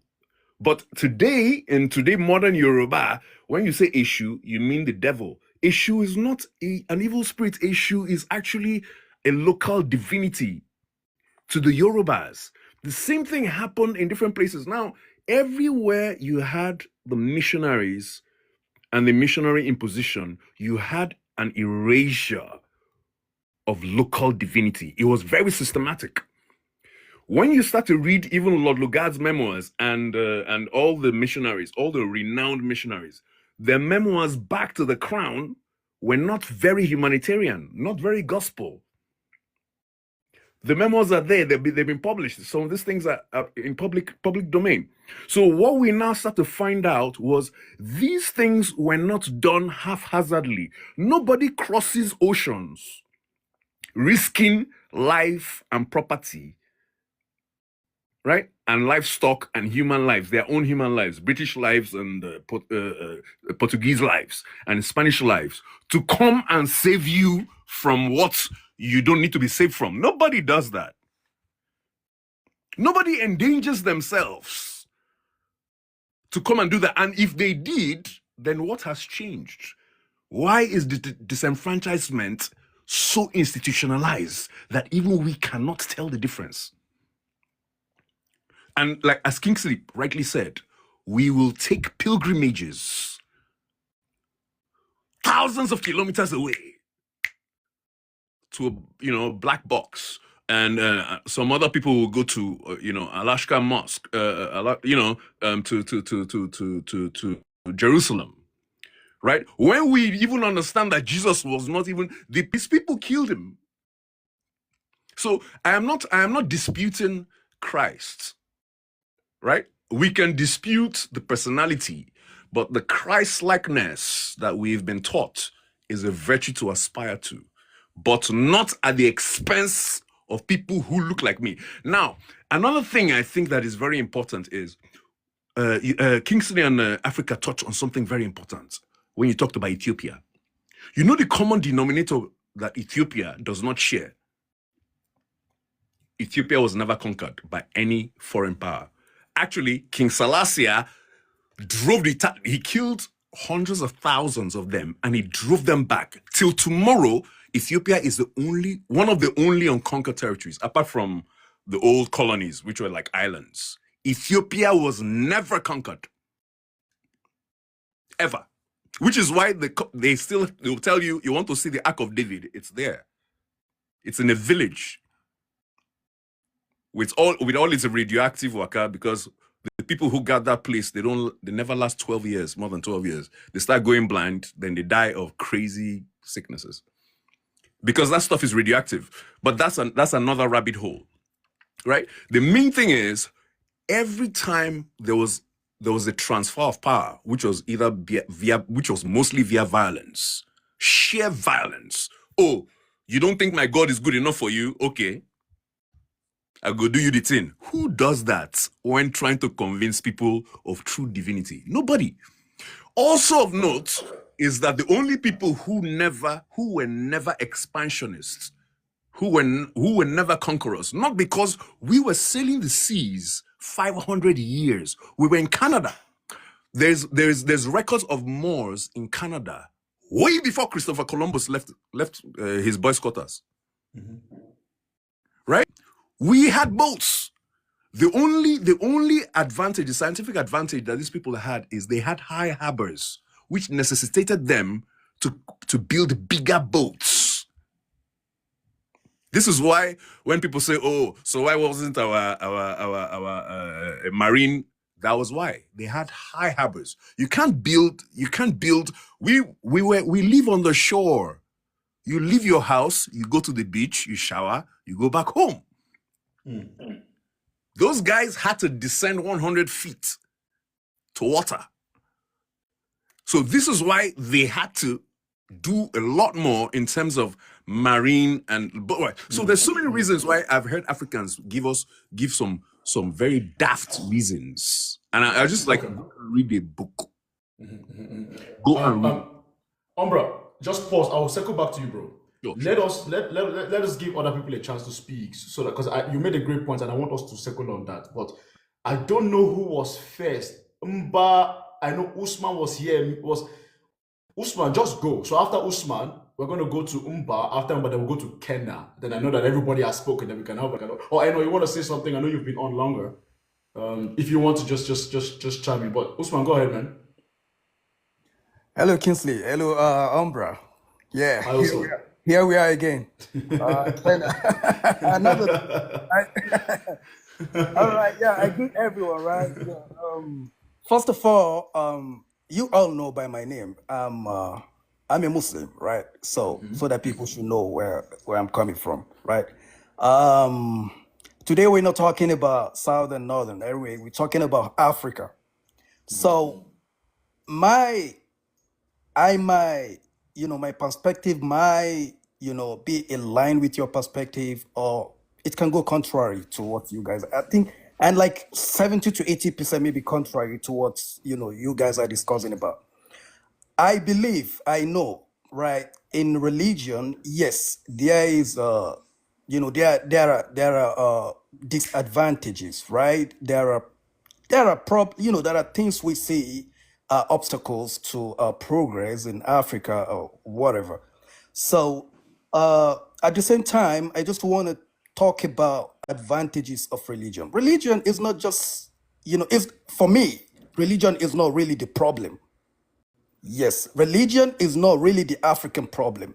The African problem is the way the Africans manifest the religion, like practice the religion, the way they perceive the religion, and the way they exercise religion. Religion promotes a lot of advantages. I've mentioned it. It promotes values. It promotes norms. It promotes family. It promotes a lot of things. Thou shalt not steal. Thou shalt not do this. Thou shalt not do that. Right? Even in the Bible, in the Quran, religion, it makes a lot of impact, even in our African culture. But it depends on how we are perceiving the religion. For example, you fold in your hands thinking God is going to do a miracle to you, that, oh, God is going to fix your problem. Oh, may God help me. God is my destiny. Is my, is what God destined to me that's going to happen to me and stuff like that. Yeah, this is being mischievous, and yeah, this is human error, right? No, I'm not. So what I'm saying is, I'm not really condemning religion 100%. But what I'm saying, it is the channel of perceiving and exercise of religion, and that's where the problem is coming from. It's the way on how you see your religion. It's the way how you practice it. It's the way how you see it, right? And then when we're talking about like Africa, we shouldn't forget about African leaders. If we're talking about the progress and improvement and development of Africa, we shouldn't ignore the leaders. No matter how we come together, no matter how we try to be stick to the African values, no matter how we try to be more African, if the leaders are not helping the people, nothing is going to be fixed. We all know. Look at look at all these countries. There's an African leader that is there on the seat for more than 40 years. Look at Cameroon. Look at others, other countries, including my country. A lot of things coming from. So there is no way we can move forward without, with ignoring this aspect. So that's just what I'm trying to say. Like, I believe in God because I believe that there must someone that is supreme. There must someone that made me. There's someone that created me. And I think Kingsley, he mentioned something that I heard you say, like, we don't really communicate with God directly or something. I'm a Muslim, right? In my perspective, in Islamic perspective, you can, like, God listens to all languages, whether you're African, you Asian, he made the language we're talking about. He made it. That's just my belief. I know that's why I said a lot of people might not believe what I'm saying, but this is my own perspective. There is direct communication between you and your God. You raise your hand, he listens to you. I'm just talking about for somebody that practice religion, for somebody that believe in religion. I'm talking to someone that see religion as a way of communicating with God. So our culture, you can practice any religion you want to practice, at the same time be an African. No, I want to clarify something. I don't have a problem with religion. I have a problem with foreign religions. In the context of Africa. In the context of Africa. Okay, like foreign religion, what do you mean with foreign religion? Christianity and Islam in African countries. In Nigeria, to be specific. I believe, as an African, I'm looking at it from a psychological standpoint, Usman. Yeah. And because I look at the way Africans are and how we react, I've noticed that from the Arabs, who were the first to enslave us, by the way, and more vicious, and you look at the introduction of Christianity in Africa, yeah, a lot of it has done a psychological number on the average Black African. Why? Because whether we like to acknowledge it or not, these religions were a tool to make us glorify whiteness and foreignness. For example, If you look again, if you look at the imagery and the symbolism that's being used to represent what Jesus Christ looks like, what God looks like, does it look like me and you from what's been portrayed? Yes. No. Yeah, you're right. You're right. I'm going No, you're somewhere. right. I'm You're going. right. No, You're no, right. let me circle back. I'm going somewhere with this. The answer to that is no. If you go to most churches, no, can I please mute? Okay, sorry. Yeah, I'll come to you, Ken. I'll come to you. I'll show you. But if you look at from a very early age, you're sent to Sunday school. Your formative years, you're 3 years old, you're 4 years old, you're 5 years old, you're 6 years old. You grow up in Christianity, and every single image of your savior, your savior does not look like you. You pray to this, in a lot of churches you have the image of Jesus Christ, blonde hair, blue eyes. You open the book, blonde hair, blue eyes. You go to watch a Christian movie, blonde hair, blue eyes. You see the pastors, your pastors even watch, blonde hair, blue eyes. What does that do to a young black African child? It might not be overt, but essentially what you're telling that African child is this: hey bro, a white man, a white person is better than you, because the God you need for your salvation looks like that white person. And this is a massive issue, because what it does is that it plants a seed of worshiping the foreign. And this is something that is happening. It's the same in Islam, but I don't know much about Islam, so I'm not gonna speak on it. But Yeah. that's definitely what it is. That's what's happening in Africa. That's where we're going to, right? You Yeah. know more about Christianity than Islam. I really believe that. Because you were once a Christian, so you know more about, and you're from a Christian family. So And that's why I stopped with Islam, because I don't know much like that. because You do. So Islam is different, right? That's why you've never seen a picture of Prophet Muhammad. You'll never see a picture of Prophet Muhammad, right? So in Islam, we call him prophet. You know what I mean? Like, we call him as messenger, somebody that God sent. And it is somebody that come from another society. In Islam, even though we know the Arabs, they have their culture, and then Islam is a religion that is different with the Arab culture. So we, like the Muslims, we're not practicing the Arab culture. We're practicing Islam, because when Islam came, it really condemned a lot of the Arabian culture.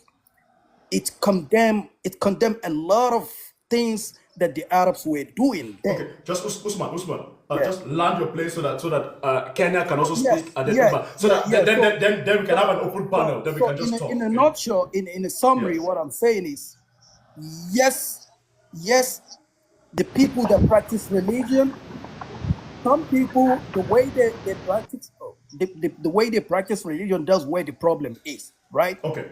So that's what I'm saying. But religion is not really the problem. The real problem is the way you taking and exercising the religion, Okay. right? So and then there is different between Christianity and then the Islam. This people have to get this. Yeah. Thank you for the time. Mba, go ahead. After Mba, we'll go to Kenya, and then we can have an open panel, then everybody can speak and ask questions for like 30 minutes. Okay. Mba, just please pause. Mba, go ahead. If you call me Mba, that's no now. Her name is Mba Mali. Mba, oh, I thought you mispronounced my name. I'm sorry. Kingsley, you're from Nigeria. You should know how to pronounce this name. Mba. I think Nigerians Mba. also have it. Yeah, true. I'm from Cameroon, but I think there's a name. I think Nigerians also have the name. So quickly, I have one question for Usman. Usman, how does the Muslim religion view people who look like you? Wait. Okay, so I want let's have some ground rules here. Okay, I don't want you to start asking questions back and forth yet. Let's save your questions for the open panel. Okay, make your point so that Kenya can also make his point, and then you can ask your direct questions during the open panel. Okay, Mba? Can we do that? Yeah, thank you. So Okay. Yeah. my point, what I want to say here is that this awareness Kingsley is like our leader, or is taking the person taking the lead. It's just for us to be aware, to know that there's a problem. There is an issue that is eating us up consciously or unconsciously, and we need to be aware of it.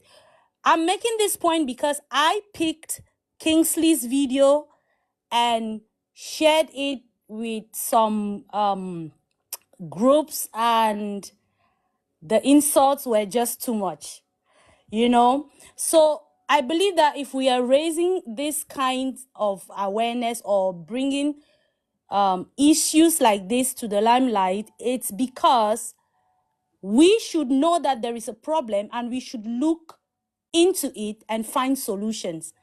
And finding solutions to these problems can also include just waiting for that perfect opportunity. You have a problem, like, for example, you have a problem, but you don't have a solution yet, but you know that you have a problem, and you're waiting and knowing that if any opportunity presents itself to you, that you can take that opportunity and solve your problem, then you take it.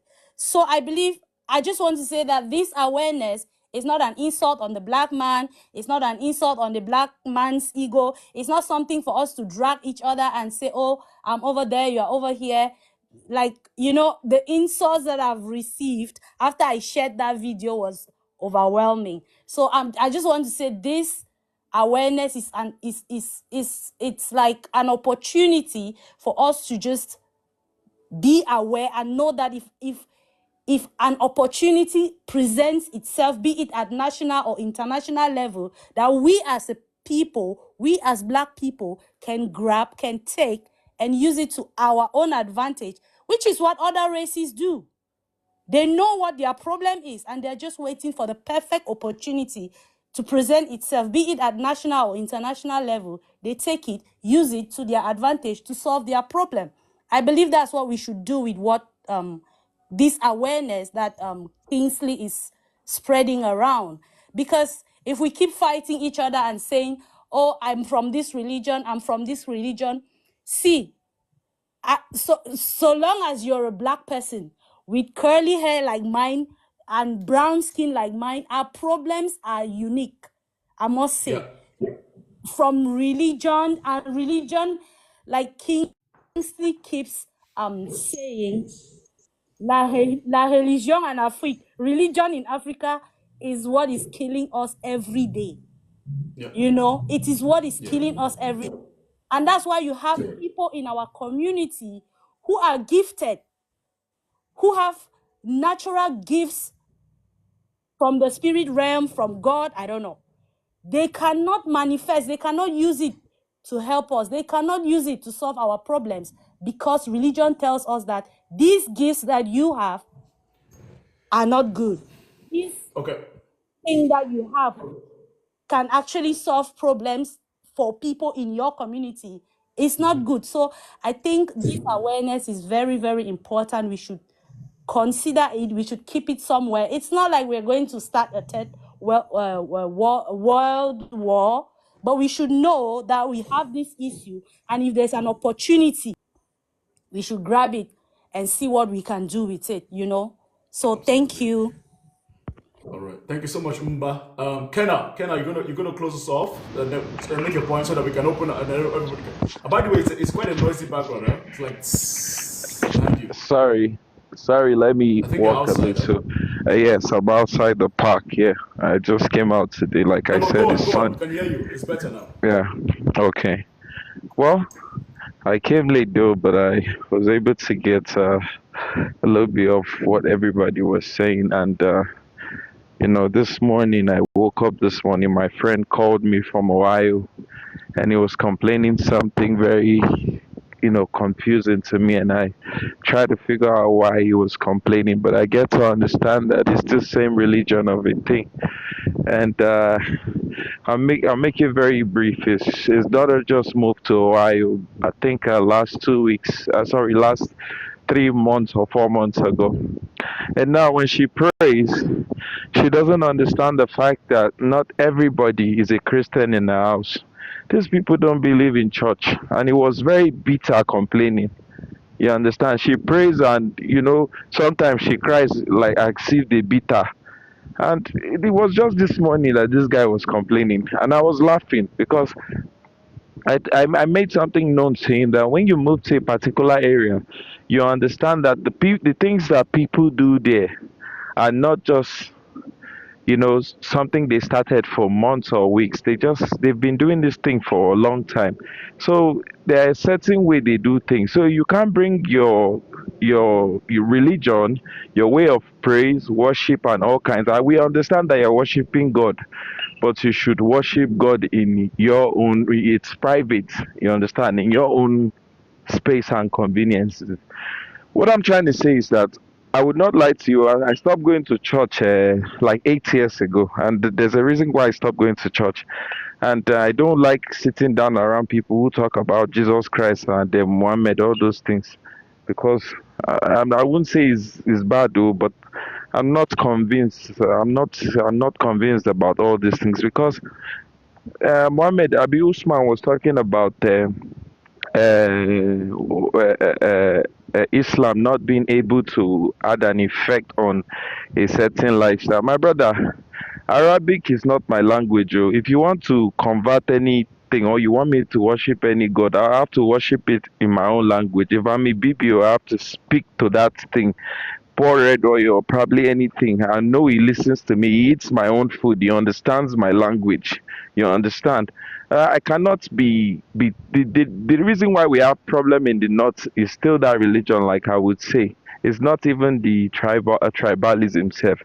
Now, you carry an Arabic person. Sorry, you force these children to go to school to learn these things to become part of the system, and which is not your basic language in school. With Arabic, how did Arabic or English become a number one, language in our schools? You understand? So you would not tell me that, Usman, this thing has not actually affect most of our environment, how we live, what we believe, what we think. You go to church the people organizing stadium. Is it NSPDP? Because PDP, I be AMPP, I don't know. I want my sister. I said, never in your life should you send me that thing you people call NSPDP. Pastor Jerry is there be what? You got people gather in a whole, but you don't have job. I have to take care. I have to pay some certain amount in your account every month. You sit down in the room and pray and pray and pray. Is that going to help you? Madam, get out of the house and go and look for something to do. You pray that God with this, God with. If you don't go out to look for something to do, how would God help you? So we are so doomed and confused in this religion that we always think that okay, God should do it and God will always do it. And if you know stand up work, which they don't understand, God is not going to do anything for you. So as for religion, I would say as religion has actually affected our lives, our basic life, our lifestyle, everything that we do every day. So it's rather we go back to our most of our old ways, understanding the fact that okay, at the olden days when you still, is either we banish you and send you to the evil forest. There were rules. Nobody was stealing anybody's stuff. If you go to my farm, my cola nut farm, if you see me tie red rope, you no go touch am. Fear no go gree you. That was the God of na na na. Na the answered by fire be that. You understand? Nobody. If you sleep with person wife, rules still dey for am. They go push you. They go banish you. You understand? That was actually a religion. It's not this one that they brought. Oh, this one was do this one. This one must do this one. Sharia law must go. Like, how do you like? Even the Arabs that gave us this thing said, you go to Saudi. There's still discrimination in where they pray. As far as they see you as a black, they shift. They don't even want to come next to you. See the way they treat our girls in the Arab countries. You understand? They tie them like chains. They tie them with chains and make them suffer, go through a lot, even in Dubai and the rest of them. So what do you want to tell me? You go to Israel. The God of Israel, did he wait for Palestine to answer twice before they replied back? Why didn't they just say, okay, let the God of Israel do it? We would not do anything. We would not put iron dome, no defense system, no nothing, nothing. We will reply back by God will come and do it. They stood up. They understand science, technology. They know how to. These people have secrets. They have secret to their own. They have secret to their own technology that has not been unveiled to we Africans. But they give us these religions to put us in a set. It just be like say make you catch bird, put them inside box until you feed them before you go eat, until you give them water until anytime when you wake up, 90 bed go chop. That is Africa for you, and that's what religion has done so far in our lives. So, my brother, Islam or this thing, this was nothing we knew before. You understand? It was nothing we knew before. We had no business with this. You understand? So I would just conclude in that you just know what's good for you and do it. I would not say you should stop going to church or stop going to the mosque. Just know what's good for you. But as for me, I don't command for anything we concern church and mosque. So thank you. No, and to guys, Rebecca, you haven't said anything Rebecca, you're going to say something that we can have an open panel. But before you say something, Rebecca, I'll just say this. Can you mute, bro? So, yeah, I'm trying to. Thank you. I'm trying to. Okay. And that's the thing for me. It's more about cause I don't know. It doesn't sit well in my spirit as a black African man, because even in these countries where you connect this religion to, even the black man is not treated well in those countries. And I don't understand. It's confusing to me. Because even in these regions that, we claim that we are all one by God, God has no color, God has no this. No, in those same countries, black people are not treated well. Like Kenna said. Like, how are blacks treated in Israel? There's a lot of stories that we are discriminated against in the Middle East. I made videos on it. How black maids get thrown from top buildings. So as a black African man, I'm like, ain't no way I'm gonna share religion this way when I know that there's an over 90% chance that you're gonna treat me bad, you're discriminated against me. Where was the religion when the average black man was being colonized and tortured and bullied and raped and graped and assaulted and dehumanized? Where was all this? It's not mine. It's not mine. It's not mine. And in the context of Africa, religion has done a disastrous number on the black African man. The biggest thing is that the average black African cannot critically think anymore. Critical thinking has gone out of the window because we outsource our abilities to God. And what is this God? Somebody that doesn't look like me. And what the fuck? What the hell? Becca, go on. Make that point, and then I'll open up the panel for everybody. Yeah, Kingsley, I want to go back to the point that Umbra, if I'm pronouncing your name right, don't crucify me. I'm also from the Niger Delta.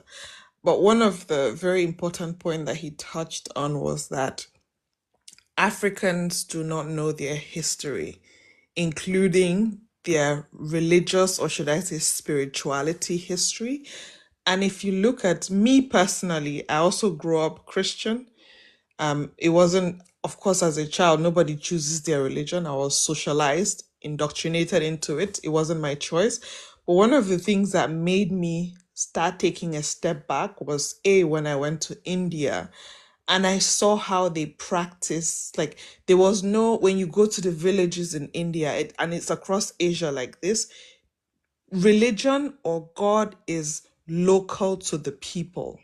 So that was one of the things that really opened my eyes. The God had names. They spoke to God in their languages. It wasn't a universal language in a country. So I started thinking, as a Christian, when we're growing up and they tell us we have to spread the gospel so that we are doing the work of God, I started to think, there was a village I was where nobody spoke English. And then I thought, if people in this village die before they meet someone who preaches Christ to them, will they go to the heaven or the hell, which I don't know, I no longer believe in? And it just didn't make sense to me. And I thought, first of all, if a God in the way that, colonization is selling God to the world, especially in Africa, existed, he'll be a very evil God to want to access somebody who would never have access to him. And so the Africans, in my perspective, the Africans are not still till today allowed to learn their history. I think every African should strive to read the letters that the British colonial masters and the religious, I don't know what they call those people who go to missionaries, wrote back to their countries. I read Lugard's letter, and that was when I left Christianity. I was like, there's no way that this ever happened. And these evidences still exist. But what do we do as Africans? We reject those histories because the Bible said, and mind you, the Bible is not even factual. You have never been able to prove the Bible. Again, I don't want to speak about Islam because I wasn't raised a Muslim, but I know a bit about it, so I'll speak about the Bible. It makes no sense for you to stay and pray to a God in a foreign language, and for those people to come to my village and to tell my people that the things that we were practicing. Somebody was asking if I have a God in Akwa Ibom State. Yes, we do. In my culture, God is both male and female. God is both good and bad. It's something that I'm still studying right now. And I think every African should go and look for their own religious practices. Yes. There is no way that a foreign God who you have to speak to in a foreign language is going to care about you. And you have to Yes. understand that they brought these things as religion was never, like Umbra said, they didn't come to save us. They used it as a tool to come and tell us that our religious practices were juju, so that they can teach us how to forgive them for the sins that they were getting ready to commit against us. Why can't we see that? I'll stop there for now. And we're going to open the panel. And if you look at the history of religion and how it's used, religion has always been used to control people. There's a statement that says religion is the opium of the poor. There's a reason why this thing is the opium of the poor, because religion gives you hope. There's also studies that show that there's a strong connection between high religiosity and poverty. So again, I'm bringing it back to the African context, to the Nigerian context in general. There's a massive deficit in critical thinking skills. We have outsourced. By the way, the panel is open, so you can unmute and just chip in. And When you said African. Usman, let me learn. I'll come. Okay, go ahead. Let me learn, bro. Let me learn. The critical thinking skills ability of the Black African has died. It's dead. Because we now think that if it doesn't fit into what the religion we practice says, I must be evil. How about you just listen to me and take away the programming you have and listen to me? The panel is open. Unmute yourself. Speak. Usman, Umbra's already unmuted, and then I'll be in the background. But go on. When you say research prove that religion is the opium of the masses, I think that quote "opium of the masses" is a saying of Karl Marx. It's just Karl Marx that said that religion is the opium of the masses. Because I had a bachelor's in sociology, so that's just what I wanted to chip in. It's not really research or discovery. It's just a saying of Karl Marx.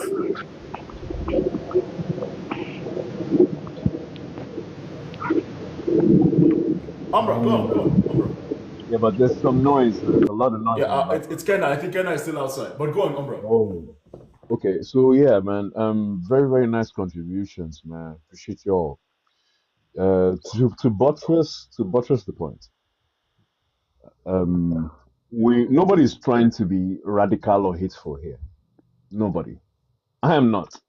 Actually, I was born a Muslim and then was converted to Christian before I even was cognitive. So my granddad still calls me Jibril, right?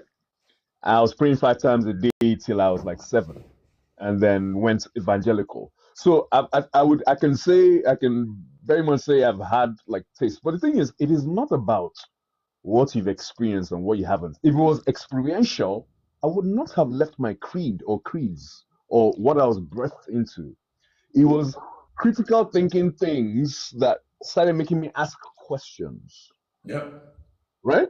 And then you now start to ask questions, and then that attracts you to books and literature. Right? And you see, for me as an African, I'm sorry, I don't mean to denigrate anybody here, right? but I'm not going to adhere to something as young as 2,000 years old when we have evidence of literature that existed over 36,000 years ago. I'm sorry. I'm just not going to. I'm sorry. Right? If you're going to tell me the book, what about the book before the book or the books before the book? And I think there's a book like that. I think it dates back to like Sumeria or Oh, something like that. no. There are too many actually. Yeah. Most there's four that actually fill the gaps that well, let's just say for better, the Catholic Church hid from us.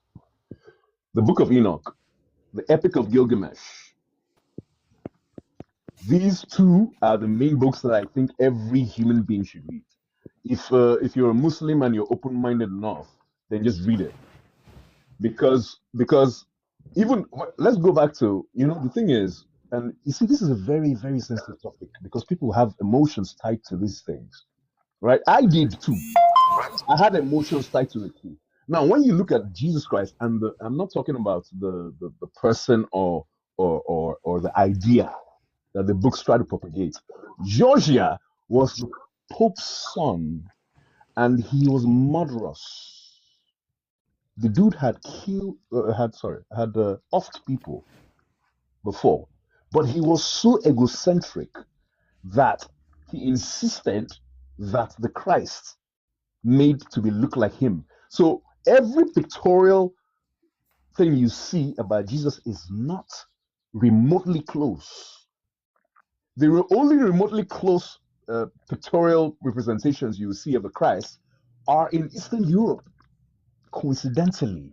I was in Georgia in 2016 and 2017, and I went to a church built in 1111. And one of the things that messed me up once I walked in was all the saints were brown. I have pictures. So let's not even go there. Like, I have pictures. All the saints were brown. Now, 3 years ago, if you remember something, Putin was Vladimir Putin. Vladimir Putin has his faults. I'm not a Yes. fan. So you can I'm stop not a saying fan Jesus is of. white. Yes. I'm not a fan of strong men. But Vladimir Putin did a stunt 3 years ago when he did a tour, especially in Russia, and all the churches. He was just doing these things in churches. Nobody understood why. They were taking photographs, angular photographs, because the saints were brown.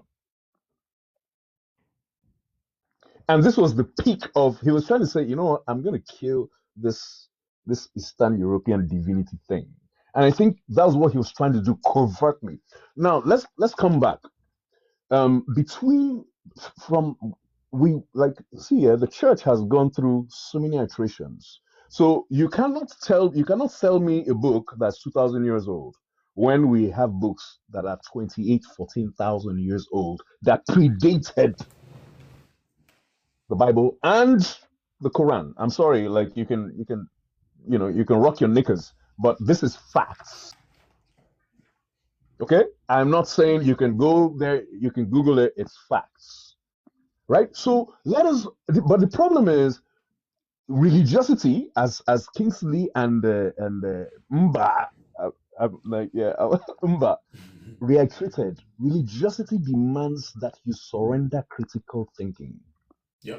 Especially the evangelical versions, where they forget when God said in the Old Testament, "Come, let us reason together." What happened to that? What happened to that? What happened to "Come, let us reason together"? Is it because I created you in my own image, or our own image?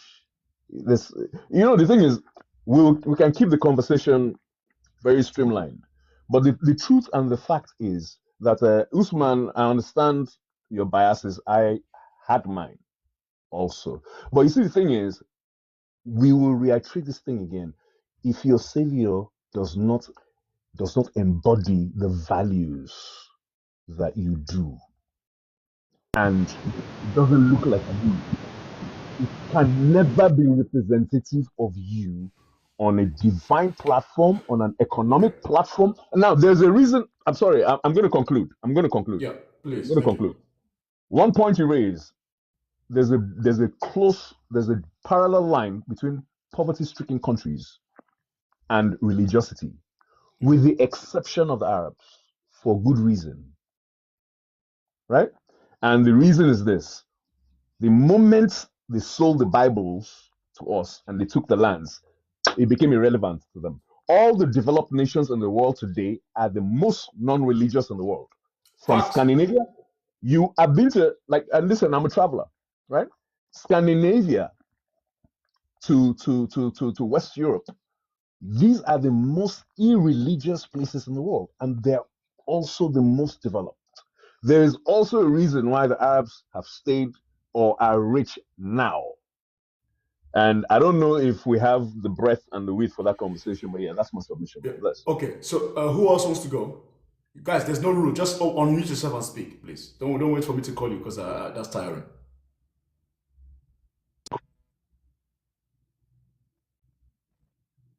Popular, I see you're on mute. You want to speak?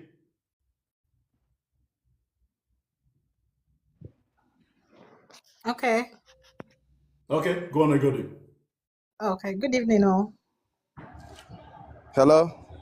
Yeah, can you hear me? Can you hear me? Okay, Yeah. Oh, okay. Go on, yeah. Oh, yeah, so somebody was saying that Israel is not, that Christianity is not, it's not a African religion, but let me tell you, the concept of the Middle East is actually a white man's concept. If you take a look on the map, basic geography, you can see that Yisrael, not Israel, Yisrael is attached to Egypt. You can clearly see that. So let's look at history. This is not Bible, right? This is not Bible. It's historically recorded that there was multiple sackings of Yisrael. Where do you think that these people went to when they got sacked? Okay, let's talk about not even when they were sacked. Let's just say I want to leave Yisrael, or I don't want to be in Egypt. Wouldn't I want to go downward rather than, or even eastward? That's fine, because you see some black Yemenis people. Wouldn't I want to go downward into a place where people look like me? That is true. That's what happened. A lot of African tribes are Hebrewic, whether you like it or not. This is something. This is not a no thing. You're This sounding is openly very admitted by FBA. the Israelites. This is what they say. They know what African has. We are not. This is not a. This is not a. I'm sorry. This is not This is FBA. We're not doing any FBA science. today. I beg This you. is science. We're not This doing is any science. You're FBA laughing, but today. it's science. These people have openly admitted Let him that land. many Let him land African now. Let tribes him are land. Israelites. Guys, They have openly admitted this. Wait. For keep instance, talking. number one, the Igbo. Number two, the Leba Guys, in Popular, we're Zimbabwe. listening. Keep Number talking. three, the Yoruba. Number four, the Ashanti. We guys, can popular. all Wait. day long. We can go all day long. I'm sorry. I'm not entertaining any Igbos or Jews or FBA. No, we're not doing that. Okay, guys. I've had to mute everybody. Guys, everybody's on this platform. Everybody's allowed to air their views. That's something I stand for. Okay, it's something I hold. I don't agree, but it's allowed to air his views. Go on, popular. Unmute yourself and start again. Sorry, sir. Go on. Unmute yourself. So it's not a foreign religion, and I made the argument that. But I think your network.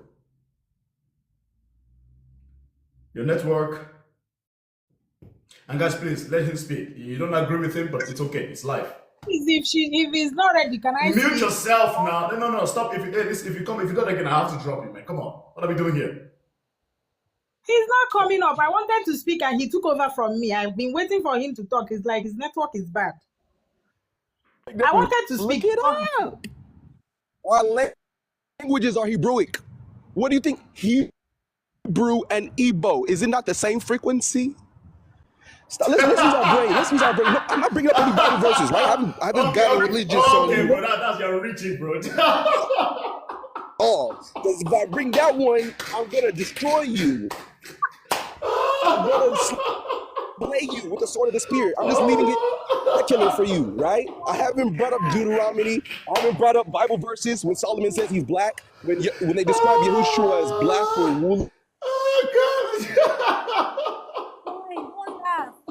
Because if if you look at the Hebrew religion, they do a lot of chicken sacrifice. Look at us back home. Don't laugh. Try to see if there's some sense in what he is saying. If you go down to Israel, you go down to their countryside, you look at what they do in their countryside, you come back to Africa, let's say us in West Africa, you look at what we do in the countryside. One thing. I'm a traditionalist. We are Egoni, not. wait. One thing about black folks. Black folks are gonna do anything to claim somebody else's thing. One thing about black folks, we are always claiming rubbish. Crazy. One thing about black folks, Umbra and Egodi and Numba and no. One thing I've noticed about us, we will do anything to claim somebody else's thing instead of holding our own. Now, are there similarities? I don't doubt that, because in this life there will be similarities across the board. Every language has a similarity. I mean, there's a similarity between German and French. There's some similarity in English and German. There's a similarity somewhere. I mean, I'm from Akwa Ibom State, but I also have Cameroonian blood. I also have some Congolese blood, but I'm Nigerian, bro. You understand? So Egodi, make your point. I know Umbra. I'm sorry. That guy threw me off. Quite fine. Okay. Egodi, go on. Jesus, you say Igbo and Hebrew are the same. What? Right. Okay, there's a point Umbra made, and I think I'll stand on that point, that they use religion as a tool to enslave us and took our resources, and they are still taking till today. That is why I keep wishing in my heart, I keep praying that Africans, especially Nigerians, should wake up. Because they're using religion to keep draining us. They keep taking from us. And because over 90% of us are still blindfolded with Christianity and the other religion, especially why I talk more about Christianity is that they own too much. I don't really have much to say about what's the other religion? Islam. I don't have, because all my life I've not seen any Muslim walk up to me and start preaching to me. But you see, Christian, I have a very big problem with them. For instance, where I'm living now, everybody, immediately I stepped into this compound, I made everybody to understand that I'm not a Christian. I am a spiritualist, and I am. You can call me. Yeah, fantastic. In my lane, I have never for one day preached to them, or preached to them, or preached whatever I am into to them. But they will not allow me rest. They are the ones who keep believing in their head that they can throw me to church, or that they want to win my soul and save me from hell. They don't like staying in their lane. That's the problem I have with them. I wish they can stay in their lane. So what's my point exactly? Sorry, what's my point? My point is that it's a wish anyway, and a prayer. I wish Africans to wake up from us. They are using religion to mask a massive theft, a massive, oh God, will I call it siphoning? I didn't take you off, popular. Dude, you're not that dude, calm down. You dropped yourself, your network is acting. Bro, for somebody that's so religious, the narcissism is incredible, huh? You dropped off yourself, bro. God damn, you took me off. My hands are here, you fell off. You said I took you off. Dude, calm down. Go on, Egodi. Jesus. I mean, that's what they be Christians, man. Christians are narcissism and 5 and 6. Go on. You took me off. Touched my heart. My God. I cured their madness recently. I have a cousin. The first time I tried talking to her about going back to the roots, she said I should not involve her family. That she and her family will serve the living God. I said, okay, fine. I respected that fact. I said, I'm never going to talk to you about it again. After speaking to her, she started sending me NSPD every morning. Every day she will send me NSPD. I don't know how to warn her because she's older. And one day I said I will solve this problem once and for all. I'm an evil woman. And we have a big masquerade they call Ajofia. I just went and brought the video and sent to her. Yeah. Remember, you've been sending LSSPD messages to me, and I sent one, and she blocked me, and she's angry with me till today. So back to my point. I'm still praying in my heart that we will wake up. We really need to wake up. Any day we wake up, we will not just reclaim our land. We will reclaim ourselves, reclaim our resources. We will start, because religion has eluded us and made us, we are not achieving anything. Church business is the highest, or as in profitable business in Nigeria now. We're supposed to have industries, profitable companies here that will employ the youth. Somebody that is unemployed, that doesn't have a company that can employ him or her, is praying in church, in a church ground, praying for a job. Which job will employ you? Which company will employ you when the massive land and the economy, the resources that are supposed to use to build a company, your pastor have colonized it. The tax you are supposed to be paying to government, you are paying it as a tithe to your church. So how are we going to Can we speak some facts? Let's how are we going to fix our country? Egodi. It's fine. Yeah. Egodi, just land your plane there so that other people can speak as well. Okay? I'm done. I've gotten what I want. What I wanted to say off my chest, and I believe some people understand. And you're right, Egodi. You're right. So thank you for that, and keep practicing your religion. That's yours. Nobody can take that from you. It's yours. I love that. Exactly. It's not witchcraft. It's not black magic. I beg me to sit down one place. It's black magic and voodoo nonsense. Yet they are doing freemancy when you're eating the body of Christ and drinking the blood of Christ. What is that? Is that not ritual? But when we do our own, it's bad. I don't understand. When I left Christianity in 2022, and I started going deep into African spirituality and things that they do from us. They told us that what are they calling it? Necromancing is evil. They told us our ancestors are evil, but they want us to be worshiping their ancestors. You can imagine all the spiritual gifts. I heard someone on this platform talking about the spiritual gifts that we had that they labeled evil. But these are things that, if not that they labeled it evil and we are using it, you see all these things that they produce, aeroplane, phones, and all, we will have the idea. The spirits will be talking to us, we will be producing all these things. But they cut off us. They cut us off from reality, from nature, that there are some messages we cannot receive. There are some ideas. There are some innovations that we cannot delve into because we are not rooted. They cut us off with religion. Can I say something? I have a lot to say, but it's fine. Can I say something? Yeah, go ahead, Umbra. And before you go, Umbra, for the people that haven't spoken, please stop waiting for me to unmute you. Just unmute yourself and speak like Umbra is doing. Please. I'm enjoying the conversation. It's amazing. So please, just do what like Umbra is doing. Unmute and speak. Unmute and speak. I'll definitely speak. Respectfully. Umbra, go on. Oh, no. Gentleman was talking. Yes, I said No. You started. First confessor, you started, Umbra. You speak. Okay. If he wants to, you just unmute and speak as well. All right. So I'm gonna.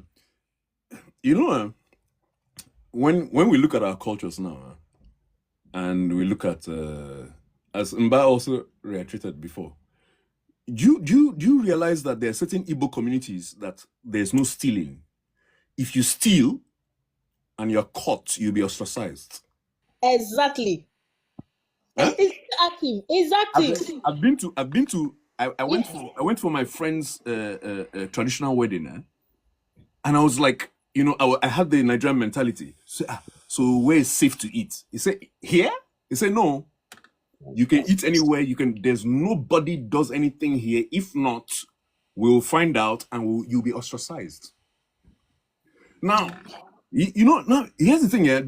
I'm just using this as an anecdote because back in the day, these days, when you say, oh, and I'm not trying to normalize anything, but in our ancient traditions, when you say, oh, let's just go see what we call the shaman, or now what we call, or the what do we call them in the East? The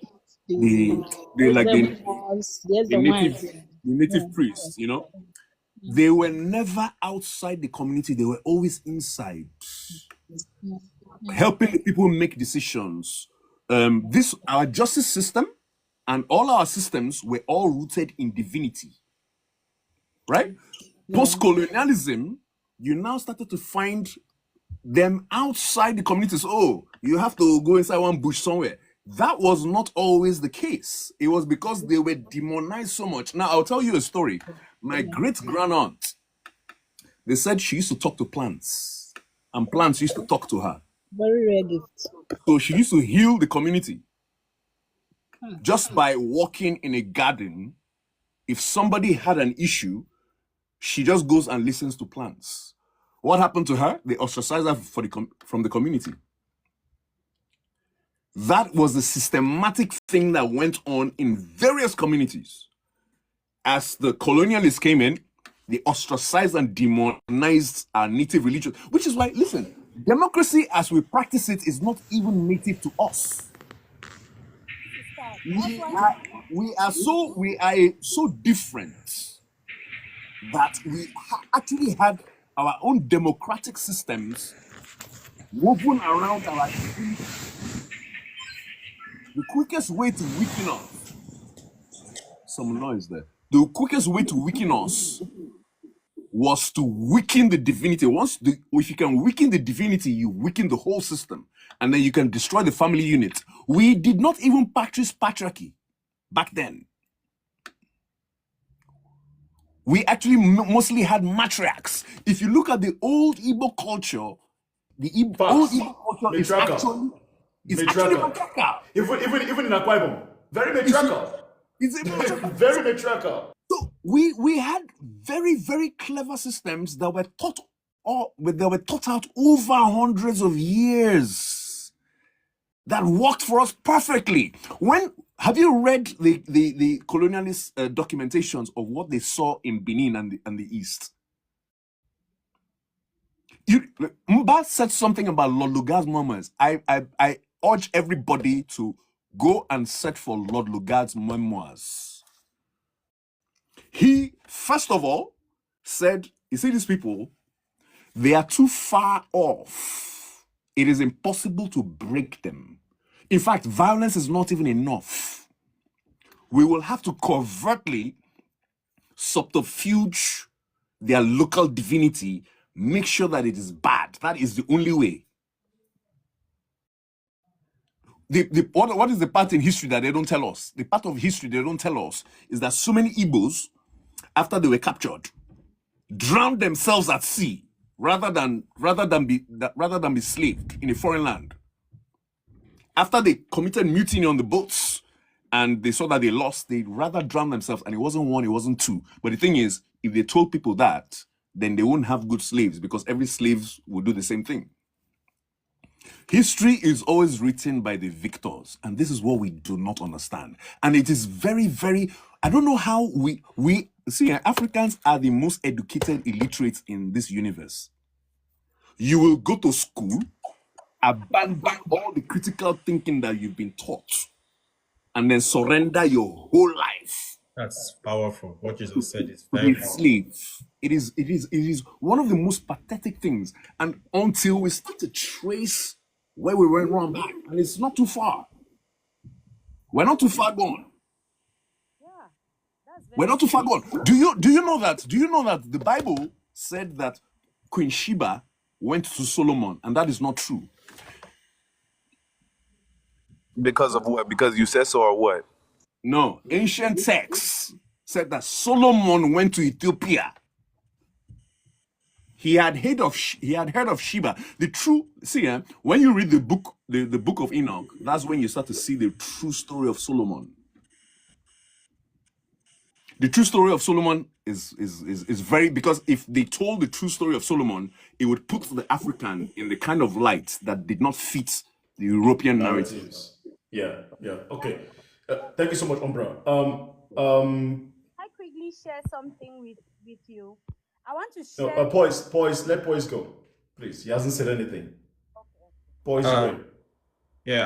Thank you for actually, it all boils down to actually just being logical, like you said.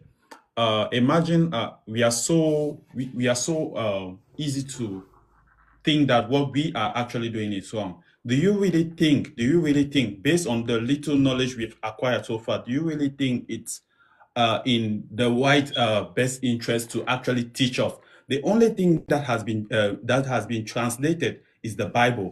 We have not seen other books being translated to local communities so we can at least learn. No, but if you go as looking at the Bible, you will notice like it is the only book that is they are forcing to translate it to our own languages so we can actually consume it. So I sometimes ask myself, like, do you really feel that people are so like they have our best interest at heart, where they will go through the extra miles, like really wanting to force all these?